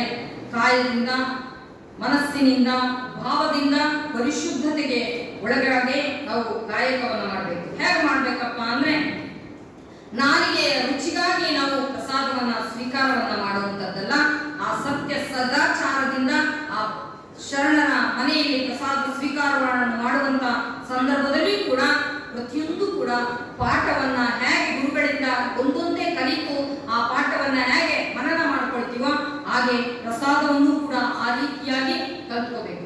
ಅದಕ್ಕೆ ನಮ್ಗೆಲ್ಲ ಅನ್ಬೋದು, ನೀವು ನಮಗೆ ಉಣ್ಣೋದು ಗೊತ್ತು, ತಿನ್ನೋದು ಗೊತ್ತು, ಉಡೋದು ಗೊತ್ತು, ಆದ್ರೆ ನಮ್ಗೆ ಹೇಗೆ ಅಡಿಗೆ ಮಾಡ್ಕೊಂಡು ಊಟ ಮಾಡಿದ್ರೆ ನಮ್ಮ ಆರೋಗ್ಯ ಚೆನ್ನಾಗಿರ್ತದೆ ಅನ್ನೋದನ್ನ ನಾವು ಕಲ್ತ್ಕೋಬೇಕು. ಅದಕ್ಕೆ ಹೇಳ್ತಾರೆ 12ನೇ ಶತಮಾನದಲ್ಲಿ ಹಂಗಂತ ಬಂದವರಿಗೆ ಗೊತ್ತಿರ್ಲಿಲ್ವಾ? ಗೊತ್ತಿತ್ತು. ಅದಕ್ಕೆ ಬಸವಣ್ಣವರು ಯಾವ ರೀತಿ ಕ್ರಮಬದ್ಧತೆಯನ್ನು ಕಲಿಸಿದ್ರು ಅನ್ನೋದು ಹೇಳ್ತಾರೆ. ನಡೆ ಕಲಿಸಿದ ಬಸವ, ನುಡಿ ಕಲಿಸಿದ ಬಸವ, ಗುಣ ಕಲಿಸಿದ ಬಸವ, ಉಡ ಕಲಿಸಿದ ಬಸವ ಅಂತ ಹೇಳ್ತಾರೆ. ಬಸವಣ್ಣನವರು ಪ್ರತಿಯೊಂದು ಕೂಡ ಬಸವಣ್ಣನವರು ಬಂದವರು ಎಲ್ಲರೂ ಕೂಡ ಬದುಕಿನ ಮೌಲ್ಯವನ್ನ ಕಲಿಸ್ತಾ ಹೋದ್ರು. ನಮ್ಮ ನಡೆ ಹೇಗಿರಬೇಕು, ನಮ್ಮ ನುಡಿ ಹೇಗಿರಬೇಕು, ಎಂಥವ್ರ ಹತ್ರ ನಾವು ಹೇಗೆ ವರ್ತಿಸಬೇಕು, ಯಾವ ವ್ಯಕ್ತಿಗೆ ಹೇಗೆ ಗೌರವ ಸೂಚಕವಾಗಿರುವಂತಹ ಪದ ಬಳಕೆಯನ್ನ ಮಾಡಬೇಕು, ಆತನಲ್ಲಿರುವಂತಹ ವ್ಯಕ್ತಿಯನ್ನ ನೋಡಿ ಅಲ್ಲ ವ್ಯಕ್ತಿತ್ವ ನೋಡಿ ಆತನಿಗೆ ಬೆಲೆಯನ್ನ ಕೊಡಬೇಕು ಅನ್ನುವಂಥದ್ದು. ಯಾರು ತುಂಬಾ ದಡ್ಡರಿರ್ತಾರೋ, ತುಂಬಾ ತಿಳುವಳಿಕೆ ಇದ್ದವರು ಇರ್ತಾರೋ ಅವರಿಗೆ ತಿಳುವಳಿಕೆ ಮೂಡಿಸುವಂತ ಕೆಲಸವನ್ನು ಮಾಡಬೇಕು. ತುಂಬಾ ದಡ್ಡ ಇದ್ದಾನೆ ಅಂತೇಳಿ ನೀನು ದಡ್ಡನಾಗೇ ಇರು ಅನ್ನುವಂಥದ್ದಲ್ಲ, ಅವನಿಗೂ ಕೂಡ ಬೆಳೆಯೋದಕ್ಕೆ ಬದುಕೋದಕ್ಕೆ ಅವಕಾಶವನ್ನು ಕೊಡಬೇಕು. ಅದಕ್ಕೆ ಅಲ್ಲಿ ಇಡೀ ಧರ್ಮದ ಇಡೀ ದೇಶದಲ್ಲಿ ಎಷ್ಟೊಂದು ಧರ್ಮಗಳಿದ್ದಾವೆ, ಆದ್ರೆ ವಿಶೇಷವಾಗಿರ್ತಕ್ಕಂಥ ಧರ್ಮ ಅಂದ್ರೆ ಅದು ಬಸವ ಧರ್ಮ, ಲಿಂಗಾಯತ ಧರ್ಮ ಅನ್ನುವಂಥದ್ದನ್ನ ನಾವು ಅಭಿಮಾನದಿಂದ ಹೇಳ್ಕೊಳ್ತೀವಿ. ನಾಗಾಗ ಹೇಳ್ತಾ ಇರ್ತೀವಿ, ಒಂದು ರಾಷ್ಟ್ರ ಎರಡು ರಾಷ್ಟ್ರ ಅಲ್ಲ, 83 ರಾಷ್ಟ್ರದವರು ಸೇರಿ ಹಲವಾರು ಜನ ಒಂದೊಂದು ಎಲ್ಲ ಧರ್ಮದವರು ಎಲ್ಲರೂ ಕೂಡ 83 ರಾಷ್ಟ್ರದವರು ಎಲ್ಲರೂ ಸೇರಿ ಒಂದ್ ಕಡೆ ಧರ್ಮ ಸಮಾಲೋಚನೆಯನ್ನು ಮಾಡ್ತಾರೆ, ಚಿಂತನೆಯನ್ನು ಮಾಡ್ತಾರೆ. ಯಾವ ಧರ್ಮದಲ್ಲಿ ಏನೆಲ್ಲ ನ್ಯೂನ್ಯತೆಗಳನ್ನೆಲ್ಲವನ್ನು ಕೂಡ ಚರ್ಚೆ ಚಿಂತನೆಯನ್ನು ಮಾಡಿ ಬಸವಣ್ಣನವರ ತತ್ವ ಚಿಂತನೆ ಏನಾಗಿದೆ ಅಂದ್ರೆ ಒಂದು ಧರ್ಮ, ಒಬ್ಬ ವ್ಯಕ್ತಿ, ಒಂದು ಜಾತಿ, ಒಂದು ವರ್ಗ, ಹೆಣ್ಣು ಗಂಡು ಅನ್ನುವಂತ ಯಾವುದೇ ತಾರತಮ್ಯ ಇರಲಾರದೆ ಸರ್ವರಿಗೂ ಸಮಬಾಳು, ಸರ್ವರಿಗೂ ಸಮಬಾಳನ್ನ ನೀಡಿರುವಂತ ಧರ್ಮ ಸಾಹಿತ್ಯ ಸಿದ್ಧಾಂತ ಯಾವ್ದಾದ್ರು ಇದ್ರೆ ಅದು ಬಸವ ಧರ್ಮ, ಬಸವಣ್ಣನವರ ಧರ್ಮ, ವಿಶ್ವಗುರು ಬಸವಣ್ಣನವರು ಕೊಟ್ಟಿದ್ದಂತ ವಚನ ಸಾಹಿತ್ಯ ಅಂತೇಳಿ ಅವರು ಆಯ್ಕೆ ಮಾಡಿ ವಿಶ್ವಗುರು ಅನ್ನುವಂಥದ್ದನ್ನ ಬಸವಣ್ಣನವರಿಗೆ ಕೊಡ್ತಾರೆ. ಅಂತ ಬಸವಣ್ಣನವರು ಪ್ರತಿಯೊಬ್ಬರಿಗೂ ಕೂಡ ಅವಕಾಶವನ್ನ ಕೊಟ್ಟಿದ್ರು, ಅಲ್ಲಿ ಜ್ಞಾನದ ಎಡೆ ಮಾಡ್ತಾ ಇದ್ರು ಅನ್ನುವಂಥದ್ದು. ಅಂತ ಜ್ಞಾನದ ಆ ಮಹತ್ವವನ್ನ, ಪ್ರಸಾದದ ಮಹತ್ವವನ್ನ, ಬದುಕಿನ ಮಹತ್ವವನ್ನ, ಮೌಲ್ಯವನ್ನ ಅಲ್ಲಿ ಪರಿಚಯವನ್ನು ಮಾಡಿಕೊಟ್ರು ಅನ್ನುವಂಥದ್ದು. ಅದಕ್ಕೋಸ್ಕರವಾಗಿ ಅಂತ ಬದುಕಿನ ಮೌಲ್ಯವನ್ನ ಜೀವನದಲ್ಲಿ ಪ್ರತಿಯೊಬ್ಬರೂ ಕೂಡ ಪಡ್ಕೊಂಡಿರ್ತಕ್ಕಂಥದ್ದನ್ನ ನಾವು ನೋಡ್ತೀವಿ ಅನ್ನುವಂಥದ್ದು. ಹೇಗೆ ಪ್ರಸಾದ ಮಾಡಬೇಕು ಅನ್ನುವಂಥದ್ದನ್ನ ಹೇಳ್ತಾರೆ. ಉಂಡು ಉಪವಾಸಿ ಕೊಂಡು ಬಳಸಿ ತುಂತುರು ಹನಿ ಹಾರದೆ ದ್ರವಗುಂದದೆ ಲಿಂಗ ನಿರೀಕ್ಷಣೆ ತಪ್ಪದೆ ಮಂತ್ರ ಧ್ಯಾನವನ್ನ ಮರೆಯದೆ ಸಾವಧಾನದಿ ಸಪ್ತ ವಿಧ ಭಕ್ತಿಯಂ ತ್ರಿವಿಧ ಪ್ರಸಾದವನ್ನ ತ್ರಿವಿಧ ಲಿಂಗಕ್ಕೆ ಅರ್ಪಿಸಿ ಎಚ್ಚರ ಎಚ್ಚರ ಎಚ್ಚರ ಅಂತ ಹೇಳ್ತಾರೆ. ಅಂತ ಪ್ರಸಾದವನ್ನು ಮಾಡುವಂತಹ ಸಂದರ್ಭದಲ್ಲಿ ನಾವು ಮೊನ್ನೆ ಜೇಡರ ದಾಸಿಮಯ್ಯನವರ ಬದುಕನ್ನ ಅವಲೋಕನ ಮಾಡಿದ್ವಿ. ಅಂತ ಎಂಥ ಸತಿಯನ್ನ ಆಯ್ಕೆ ಒಂದು ಎಂಥ ಸೂಕ್ಷ್ಮವಾಗಿರುವಂತ ಆಕೆಯ ಪರೀಕ್ಷೆಯನ್ನ ಮಾಡಿ ಹಾಗೂ ಆಯ್ಕೆಯನ್ನು ಮಾಡಿಕೊಳ್ತಾರೆ. ಒಂದಗಳು ಪ್ರಸಾದವನ್ನು ಕೂಡ ವೇಸ್ಟ್ ಮಾಡಬಾರದು ಅನ್ನುವಂಥ ದೃಷ್ಟಿಯಿಂದ ನಾವು ಪ್ರಸಾದ ಕಾಯಕ್ಕೆ ನಾವು ಎಡೆ ಮಾಡಿದಂತ ಲಿಂಗೈನಿಗೆ ಎಡೆ ಮಾಡಿದಂತ ತುತ್ತನ್ನ ಒಂದಗಳು ಕೂಡ ವೇಸ್ಟ್ ಮಾಡಬಾರದು ಅಂತೇಳಿ ಶರಣ ಪ್ರಸಾದವನ್ನ ಮಾಡಿದ ನಂತರ ಅದನ್ನು ಒಂದನಿ ದ್ರವವನ್ನು ಕೂಡ ಕೆಳಗೆ ಬೀಳಿಸಲಾರದೆ ಅನ್ನಷ್ಟೇ ಅಲ್ಲ, ಒಂದನಿ ದ್ರವ ನೀರು ಹನಿ ಕೂಡ ಬೀಳಬಾರದು. ಹಾಗೆ ಎಲ್ಲವನ್ನು ಖಂಡಿತ ಮಾಡಬೇಕು ಅನ್ನುವಂಥದ್ದನ್ನು ಕೂಡ ಹೇಳ್ತಾರೆ. ಹಾಗೆ ಪ್ರತಿಯೊಂದು ಪ್ರಸಾದವನ್ನು ಮಾಡುವಂತಹ ಸಂದರ್ಭದಲ್ಲಿ ಆ ಲಿಂಗ ಧ್ಯಾನವನ್ನ ಶಿವ ಧ್ಯಾನವನ್ನ ಮಾಡ್ತಾ ನಮ್ಮ ಬದುಕಿನಲ್ಲಿ ಶರಣರು ಹೇಳುವಾಗೆ ಶ್ರದ್ಧಾ ಭಕ್ತಿ, ನಿಷ್ಠಾಭಕ್ತಿ, ಅವಧಾನ ಭಕ್ತಿ, ಆನಂದ ಭಕ್ತಿ, ಸಮರಸ ಭಕ್ತಿಯನ್ನು ಒಳಗೊಂಡು ಆ ಪ್ರಸಾದವನ್ನ ಸ್ವೀಕಾರ ಮಾಡಬೇಕು ಅನ್ನುವಂಥದ್ದನ್ನ ಅಕ್ಕ ನಮಗೆ ವ್ಯಕ್ತಪಡಿಸ್ತಾರೆ ಅನ್ನುವಂಥದ್ದು. ಹಾಗೆ ನಮ್ಮ ಧರ್ಮದಲ್ಲಿ ಹಲವಾರು ರೀತಿಯಾಗಿರುವಂತಹ ದೇವರಿಗೆ ನೈವೇದ್ಯವನ್ನ ಮಾಡ್ತೇವೆ ಎನ್ನುವಂಥದ್ದು. ಆದರೆ ನೈವೇದ್ಯವನ್ನ ಮಾಡುವಂತ ಪ್ರಸಾದವನ್ನ ಎಡೆ ಮಾಡುವಂತ ಸಂದರ್ಭದಲ್ಲಿ ಶರಣರು ಹೇಳ್ತಾರೆ, ಉಣ್ಣುವಂತ ಜಂಗಮನಿಗೆ ಉಣ್ಣುವಂತ ಲಿಂಗಕ್ಕೆ ನೀನು ನೈವೇದ್ಯವನ್ನ ಮಾಡಿದ್ರೆ, ಜಂಗಮನಿಗೆ ನೀನು ಸಂತೃಪ್ತಿಯನ್ನ ಪಡಿಸಿದ್ರೆ ಭಗವಂತನಿಗೆ ಸಂತೃಪ್ತಿಯನ್ನ ಪಡಿಸಿದಾಗೆ. ಅದಕ್ಕೆ ಹೇಳ್ತಾರೆ, ಮರಕ್ಕ ಬೇರಿಗೆ ನೀರೆರೆದರೆ ಮೇಲೆ ಪಲ್ಲವಿಸುತ್ತು ನೋಡ ಅನ್ನುವಂಥದ್ದು ಹೇಳ್ತಾರೆ. ಮರಕ್ಕೆ ನಾವು ಹಣ್ಣು ಕಾಯಿಗಳನ್ನ ಕೊಡ್ತದೆ ಅಂತ ಹೇಳ್ಬಿಟ್ಟು ನಾವು ಮೇಲೆ ನೀರು ಹಾಕಕ್ಕಾಗ್ತದ? ಇಲ್ಲ, ಆ ಬುಡಕ್ಕೆ ನೀರು ಹಾಕಿದ್ರೆ ಸಾಕು, ಮೇಲೆ ನಡನಡಿಸುವಂತ ಹಸಿರು ಚಿಗುರು ಹೂವು ಹಣ್ಣು ಕಾಯಿ ಕೊಡುವಂತ ಮರಕ್ಕೆ ಬೇರಿಗೆ ನೀರು ಹಾಕಬೇಕು ಅಂತ ಬೇರಿಗೆ ನೀರು ಹಾಕ್ತೀವಿ. ಅಂತ ಬೇರಿನಲ್ಲಿ ಸೂಕ್ಷ್ಮವಾಗಿ ಕಂಡುಹಿಡಿಯುವಂಥದ್ದು ಒಂದು ಇರುವೆ. ಆ ಇರುವೆ ನೋಡಿ, ಯಾವುದಾದ್ರೂ ಒಂದು ಕೊಂಬೆಯಲ್ಲಿ ಇಂಥದ್ದೇ ನಾವೇನ್ ಮಾಡ್ತೀವಿ, ಏನಾದ್ರು ಹಣ್ಣಾಗಿದೆಯಾ ಅಂತ ನೋಡ್ಬೇಕಾದ್ರೆ ಮರತ್ತೆ ಹೋಗಿ ನೋಡ್ಬೇಕಾಗ್ತದೆ ಅಥವಾ ನಮಗೆ ಕಣ್ಣಿಗೆ ಗೋಚರಿಸ್ತದೆ. ಆದ್ರೆ ಇರುವೆ ಯಾವ ಟೊಂಗೆಯಲ್ಲಿ ಹಣ್ಣಾಗಿದೆ ಅನ್ನೋದನ್ನ ಹೇಗೆ ಹೇಳ್ತದೆ ಅಂದ್ರೆ, ಒಂದು ಬೇರನ್ನ ಕಚ್ಚಿ ನೋಡ್ತದೆ. ಆ ಬೇರನ್ನ ಕಚ್ಚಿ ನೋಡಿ ಇಂಥದ್ದೇ ಟೊಂಗೆಯಲ್ಲಿ ಇಂಥದ್ದೇ ಹಣ್ಣಾಗಿದೆ ಅಂತ ಹೇಳಿ ಅದು ಹೋಗಿ ತಿನ್ನುವಂಥದ್ದನ್ನ ನೋಡ್ತೀವಿ. ಅದಕ್ಕೆ ನಮ್ಮಲ್ಲೇ ಆ ರೀತಿಯಾಗಿರ್ತಕ್ಕಂಥ ವೈವಿಧ್ಯಮಯವಾಗಿರುವಂತ ವಿಚಾರ ಚಿಂತನೆ ಅರಿವು ಇದೆ ಅನ್ನುವಂಥದ್ದಲ್ಲ. ಪ್ರತಿಯೊಂದು ಈ ಭೂಮಿ ಮೇಲೆ ಇರುವಂತಹ ಸಕಲ ಚರಾಚರ ವಸ್ತುವಿನಲ್ಲೂ ಕೂಡ ಅಂತ ಅರಿವು ಪ್ರಜ್ಞೆ ಇದೆ ಅನ್ನುವಂಥದ್ದನ್ನ ಶರಣರು ನಮಗೆ ಕಳಿಸಿಕೊಡ್ತಾರೆ ಅನ್ನುವಂಥದ್ದು. ಅಂತ ಪ್ರಜ್ಞಾವಂತ ಸಮಾಜವನ್ನ ನಿರ್ಮಾಣ ಮಾಡಬೇಕು ಅನ್ನುವಂಥ ಉದ್ದೇಶದಿಂದ ಶರಣರು ಒಂದೊಂದು ಪ್ರಕೃತಿಯಲ್ಲಿ ಸಿಗುವಂಥದ್ರ ಎಲ್ಲ ಪಾಠವನ್ನ ಕಲಿಸ್ತಾ ಹೋಗ್ತಾರೆ ಅನ್ನುವಂಥದ್ದು. ಅದಕ್ಕೋಸ್ಕರವಾಗಿ ಪ್ರಸಾದವನ್ನ ಮಾಡುವಂತ ಸಂದರ್ಭದಲ್ಲಿ ನಾವು ಮೊದಲು ಯಾರಿಗಾದ್ರೂ ಪ್ರಸಾದವನ್ನ ಎಡೆ ಮಾಡಬೇಕಾದ್ರೆ ಅದನ್ನ ಬೇಕು ಬೇಡಗಳನ್ನ ಕೇಳಿ ತದನಂತರ ಪ್ರಸಾದವನ್ನ ಎಡೆ ಮಾಡಬೇಕು. ಯಾಕೆ ಅಂದ್ರೆ ಶರಣರು ಹೇಳ್ತಾರೆ, ಅನರ್ಪಿತವ ಸಂಬಂಧಿಸದು. ಹಾಗೆ ಪ್ರೀತಿಯಿಂದ ಬಡಿಸಿದ್ರು ಅಂತೇಳಿ ಬೇಡವಾಗಿದ್ದೆಲ್ಲ ತಿಂದ್ಬಿಟ್ಟು ಕಾಯವನ್ನ ತನುವನ್ನ ಕೆಡಿಸ್ಕೋಬಾರ್ದು ಅಂತಂದ್ರೆ, ಈ ಶರೀರಕ್ಕೆ ಯಾವುದು ಬೇಕು ಅನ್ನುತ್ತದೋ ಅದನ್ನ ಮಾತ್ರ ಪ್ರಸಾದವನ್ನ ಎಡೆ ಮಾಡಿಸ್ಕೊಂಡು ಪ್ರಸಾದವನ್ನ ಮಾಡಬೇಕು. ಅದಕ್ಕೋಸ್ಕರವಾಗಿ ಅಂತ ಸಾತ್ವಿಕವಾಗಿರುವಂತ ಆಹಾರವನ್ನ ಬಳಕೆಯನ್ನು ಮಾಡಬೇಕು ಅನ್ನುವಂಥದ್ದನ್ನ ಹಲವಾರು ಉಲ್ಲೇಖವನ್ನ ಮಾಡ್ತಾರೆ ಶರಣರು. ಅದಕ್ಕೋಸ್ಕರವಾಗಿ ಅಂತ ಪ್ರಸಾದವನ್ನ ಸ್ವೀಕಾರ ಮಾಡುವಂತ ಸಂದರ್ಭದಲ್ಲಿ ನಾನು ಈಗಾಗಲೇ ಹೇಳಿದ ಹಾಗೆ ಶರಣರು ಹೇಳ್ತಾರೆ, ಬಯಸಿ ಬಂದುದು ಅಂಗಭೋಗ, ಬಯಸದೆ ಬಂದುದು ಲಿಂಗಭೋಗ, ಅಂಗಭೋಗ ಅನರ್ಪಿತ ಲಿಂಗಭೋಗ ಪ್ರಸಾದ ಅಂತ ಹೇಳ್ತಾರೆ. ನಾವು ಮನಸ್ಸ ಇಚ್ಛೆ ಪ್ರಸಾದವನ್ನ ಮಾಡಿದ್ರೆ ಅದು ಅಂಗಭೋಗ ಆಗ್ತದೆ. ಲಿಂಗ ಭೋಗದಿಂದ ಲಿಂಗೈನಿಗೆ ನಮಗೆ ಆರೋಗ್ಯಕ್ಕೆ ನಮ್ಮ ಪ್ರಸಾದ ಕಾಯಕ್ಕೆ ಯಾವುದು ಬೇಕೋ ಅದನ್ನ ಪ್ರಸಾದ ಮಾಡಿದ್ರೆ ಅದು ಲಿಂಗ ಭೋಗ ಆಗ್ತದೆ ಎನ್ನುವಂಥದ್ದು. ಆದರೆ ಆಸೆಯಿಂದ ಪ್ರಸಾದವನ್ನು ಮಾಡೋದಲ್ಲ, ಆ ಪ್ರಸಾದವನ್ನ ಭಕ್ತಿಯಿಂದ ಭಗವಂತನಿಗೆ ಎಡೆ ಮಾಡ್ತೀನಿ ಅನ್ನುವಂಥ ಭಾವದಿಂದ ಪ್ರಸಾದವನ್ನು ಮಾಡಬೇಕು ಅನ್ನುವಂಥದ್ದನ್ನ ಹಾಗೆ ಹೇಳ್ತಾರೆ. ಒಲ್ಲೆನೆಂಬುದು ವೈರಾಗ್ಯ, ಒಲಿವೆನೆಂಬುದು ಕಾಯಕ, ಆವ ಪದಾರ್ಥವಾದೆಡೆನು ತಾನಿದ್ದೆಡೆಗೆ ಬಂದ ಪದಾರ್ಥವ ಲಿಂಗಾರ್ಪಿತವ ಮಾಡಿ ಭೋಗಿಸುವುದೇ ಆಚಾರ. ಶಿವನುಲಿಮೆಯಿಂದ ಬಂದಂತ ಆ ಪ್ರಸಾದವನ್ನ ಯಾವುದೇ ರೀತಿಯಾಗಿ ಕೆಡಿಸಬಾರದು. ಈಗ ನಾನು ಎಲ್ಲೋ ಹೋಗಿರ್ತೀವಿ, ನಮ್ಗೆ ಎಲ್ಲೂ ಪ್ರಸಾದ ಸಿಗಲ್ಲ, ಅದೇ ಯಾರೋ ಒಬ್ರು ಏನೋ ಒಂದು ಪ್ರಸಾದವನ್ನ ಕೊಡ್ತಾರೆ, ಅದನ್ನೇ ಆ ಭಗವಂತ ಕೊಟ್ಟಂತ ಪ್ರಸಾದ ಅಂತೇಳಿ ಭಕ್ತಿಯಿಂದ ಆ ಶಿವಯೋಗವನ್ನ ಮಾಡಿ ಲಿಂಗೈನಿಗೆ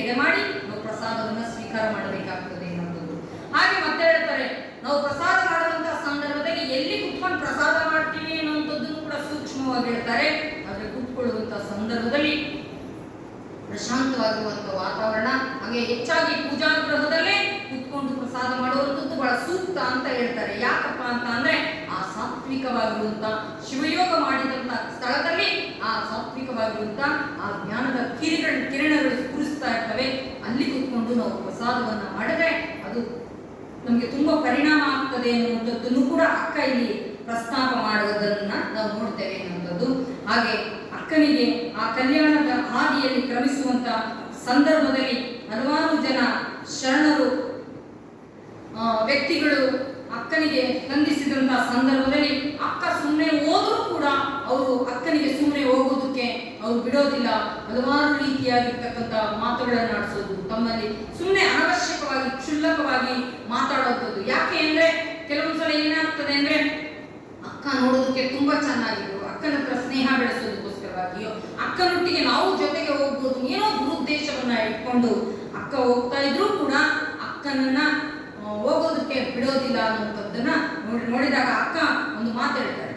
ಬಿಟ್ಟೇನೆಂದರೆ ಬಿಡದಿ ಮಾಯೆ, ಬಿಡದಿದ್ದರೆ ಬೆಂಬತ್ತಿತ್ತು ಮಾಯೆ, ಯೋಗಿಗೆ ಯೋಗಿನಿಯಾಗಿ ಕಾಡಿತ್ತು ಮಾಯೆ, ಸಮಣಿಗೆ ಸಮಣಿಯಾಗಿ ಕಾಡಿತ್ತು ಮಾಯೆ, ಯತಿಗೆ ಪರಾಕಿಯಾಗಿ ಕಾಡಿತ್ತು ಮಾಯೆ, ನಿನ್ನ ಮಾಯೆಗೆ ನಾನು ಮುಂಜುವಳಲ್ಲ ಚನ್ನ ಮಲ್ಲಿಕಾರ್ಜುನನೆನ್ನುವ ಆಣೆ ಎನ್ನುವಂಥದ್ದು. ಯಾರಿಗೆ ಬಿಟ್ಟಿಲ್ಲ ಈ ಮಾಯೆ ಎನ್ನುವಂಥದ್ದನ್ನು ಮತ್ತೆ ಹೇಳ್ತಾರೆ. ಅರಿಯುವ ಇದಕ್ಕೆ ನಾನು ನೋವಿಂಗಂಜುವೆ, ಅರಿಯುವ ಆವಿಂಗಂಜುವೆ, ಇದು ಯಾವುದಕ್ಕೆಲ್ಲವೂ ಕೂಡ ನಾವು ಅಂಜಬೇಕು. ಆದ್ರೆ ಈ ಮಾಯೆ ಅನ್ನುವಂಥದ್ದು ನಮಗೆ ಬಂದಂತ ಸಂದರ್ಭದಲ್ಲಿ ಇದನ್ನ ನಾನು ಯಾವುದಕ್ಕೂ ಕೂಡ ನಾನು ಅಂಜೋದಿಲ್ಲ ಅನ್ನುವಂಥ ಮಾತನ್ನ ಹೇಳ್ತಾರೆ ಅಕ್ಕ.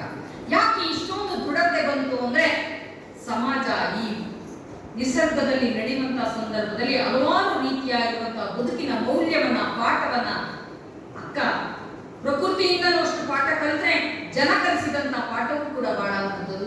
ಅದೆಲ್ಲವನ್ನೂ ಕೂಡ ಕಲ್ತ್ಕೊಂಡು ಕಾಯವನ್ನ ತನುವನ್ನ ಮನಸ್ಸನ್ನ ದೃಢವಾಗಿಸಿಕೊಂಡು ಯಾವುದನ್ನೂ ಕೂಡ ಅಂಟಿಸಿಕೊಳ್ಳಾರ್ದಂಗೆ ಬದುಕೋದಿದೆಯಲ್ಲ ಆ ಬದುಕನ್ನ ಅಕ್ಕ ಬಹಳ ಗಟ್ಟಿತನದಿಂದ ಧೈರ್ಯದಿಂದ ತನ್ನ ಬದುಕಿನಲ್ಲಿ ಬರುವಂತ ಎಲ್ಲವನ್ನೂ ಕೂಡ ಸವಾಲಾಗಿ ಸ್ವೀಕಾರವನ್ನ ಮಾಡಿ ತನ್ನ ಬದುಕಿನಲ್ಲಿ ಒಂದು ರೀತಿ ವಿರಾಟ್ ಸ್ವರೂಪ ಅಂತ ಆ ರೀತಿಯಾಗಿರುವಂತಹ ದಿಗ್ದರ್ಶನವನ್ನೇ ಅಲ್ಲಿ ಬರುವಂತವರೆಲ್ಲರಿಗೂ ಕೂಡ ಮಾಡಿಸಿ ಹಲವಾರು ಜನ ಪರಿವರ್ತನೆಯಾಗಿ ಅಕ್ಕನಿಗೆ ಆ ರೀತಿಯಾಗಿ ನೋಡಿದಂಥವ್ರು, ಆ ರೀತಿಯಾಗಿ ಮಾತಾಡಿದಂಥವರೆಲ್ಲರೂ ಕೂಡ ಅಕ್ಕನ ವಾಣಿಯನ್ನ ಕೇಳಿ ಹಲವಾರು ಜನ ಪರಿವರ್ತನೆಯಾಗಿದ್ದುಂಟು, ಬದಲಾಗಿದ್ದುಂಟು.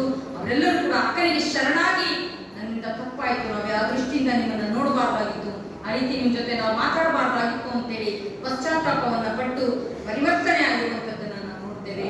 ಅಕ್ಕ ಆ ರೀತಿಯಾಗಿರುವಂತ ಆಧ್ಯಾತ್ಮಿಕವಾಗಿರುವಂತ ಪ್ರಸಾದವನ್ನ ಎಡೆಮಾಡ್ತಾ ಪ್ರಸಾದ ತತ್ವವನ್ನ ಜಗತ್ತಿಗೆ ಸಾರುವುದರ ಮುಖಾಂತರವಾಗಿ ಹಲವಾರು ಬದಲಾವಣೆಗಳನ್ನ ತಂದಿರುವಂಥದ್ದು. ಇವತ್ತು ಆ ರೀತಿಯಾಗಿರುವಂತಹ ಬದಲಾವಣೆಗಳನ್ನ ತಂದಿದ್ರಿಂದಲೇ ಇವತ್ತು ಶರಣ ಧರ್ಮ, ಶರಣ ಸಿದ್ಧಾಂತ ನಿಜವಾಗೂ ಅದು ಉಳಿದಿದೆ ಅಂದ್ರೆ ಆ ಶರಣರು ಕೊಟ್ಟಿರುವಂತಹ ಕೊಡುಗೆ ಎನ್ನುವಂಥದ್ದು, ಅಂತ ಅಮೂಲ್ಯವಾಗಿರುವಂತಹ ಕೊಡುಗೆಯನ್ನ ನಿಮ್ಮೆಲ್ಲರ ಬದುಕಿನಲ್ಲೂ ಕೂಡ ವಾಣಿ ಇರ್ಬೋದು, ಪ್ರಸಾದ ಇರ್ಬೋದು, ಅದೆಲ್ಲವನ್ನು ಕೂಡ ಹಂಚಿ ತಿನ್ನುವಂತ ನಾವು ಗುಣವನ್ನ ಬದುಕಿನಲ್ಲಿ ಜೀವನದಲ್ಲಿ ಅಳವಡಿಸ್ಕೋಬೇಕು ಅನ್ನುವಂಥದ್ದು. ಅಂತ ಅಕ್ಕ ಸಮಾಜಕ್ಕೆ ಜ್ಞಾನವನ್ನ, ಅನುಭವವನ್ನ, ಶಿವತತ್ವಾಮೃತವನ್ನ, ಆ ಜ್ಞಾನ ಪ್ರಸಾದವನ್ನ ಎಡೆ ಮಾಡ್ತಾ ಬದುಕಿನುದ್ದಕ್ಕೂ ಕೂಡ ಹಲವಾರು ರೀತಿಯಾಗಿರುವಂತಹ ಪಾಠವನ್ನ ಕಲಿತರು. ಅಕ್ಕನ ಬದುಕಿನ ಮುಖಾಂತರವಾಗಿ ನಮ್ಮ ಬದುಕಿಗೂ ಕೂಡ ಆರಾಮಾನ ಉದ್ದರಾದಿಯಾಗಿ ಕೂಡ ಹಲವಾರು ರೀತಿಯಾಗಿರುವಂತಹ ಪಾಠ ಕಲಿಯೋದಿರುತ್ತದೆ. ಆದರೆ ಪುಸ್ತಕದ ಪಾಠ ಅಂತ ಅಷ್ಟೇ ಅಲ್ಲ, ಬದುಕಿನ ಜೀವನದಲ್ಲಿ ಹಲವಾರು ರೀತಿಯಾಗಿರುವಂತಹ ಪಾಠಗಳನ್ನ ಕಲಿಯೋದಿರ್ತದೆ ಅಂತ ಅಕ್ಕನ ಬದುಕು ಜೀವನ ನಮಗೆ ಪಾಠವಾಗಲಿ, ಆದರ್ಶವಾಗಲಿ. ಅಕ್ಕನ ಆದರ್ಶವನ್ನ ನಾವು ಎಲ್ಲರೂ ಕೂಡ ಬದುಕಿನಲ್ಲಿ ಜೀವನದಲ್ಲಿ ಅಳವಡಿಸಿಕೊಳ್ಳೋಣ ಅನ್ನುವಂಥ ವಿಚಾರ ನಿಮ್ಮಲ್ಲಿ ವ್ಯಕ್ತಪಡಿಸ್ತಾ ನಿಮ್ಮೆಲ್ಲರ ಮನೆ ಮತ್ತು ಮನ ಬೆಳಕಾಗಲಿ ಅಂತೇಳಿ ಶುಭವನ್ನ ಹಾರೈಸಿ ನನ್ನೆರಡು ಮಾತುಗಳನ್ನ ಅಕ್ಕನ ಶ್ರೀಪಾದಕ್ಕೆ ಅರ್ಪಿಸ್ತೇನೆ. ತಮ್ಮೆಲ್ಲರಿಗೂ ಭಕ್ತಿಯ ಶರಣು ಶರಣ.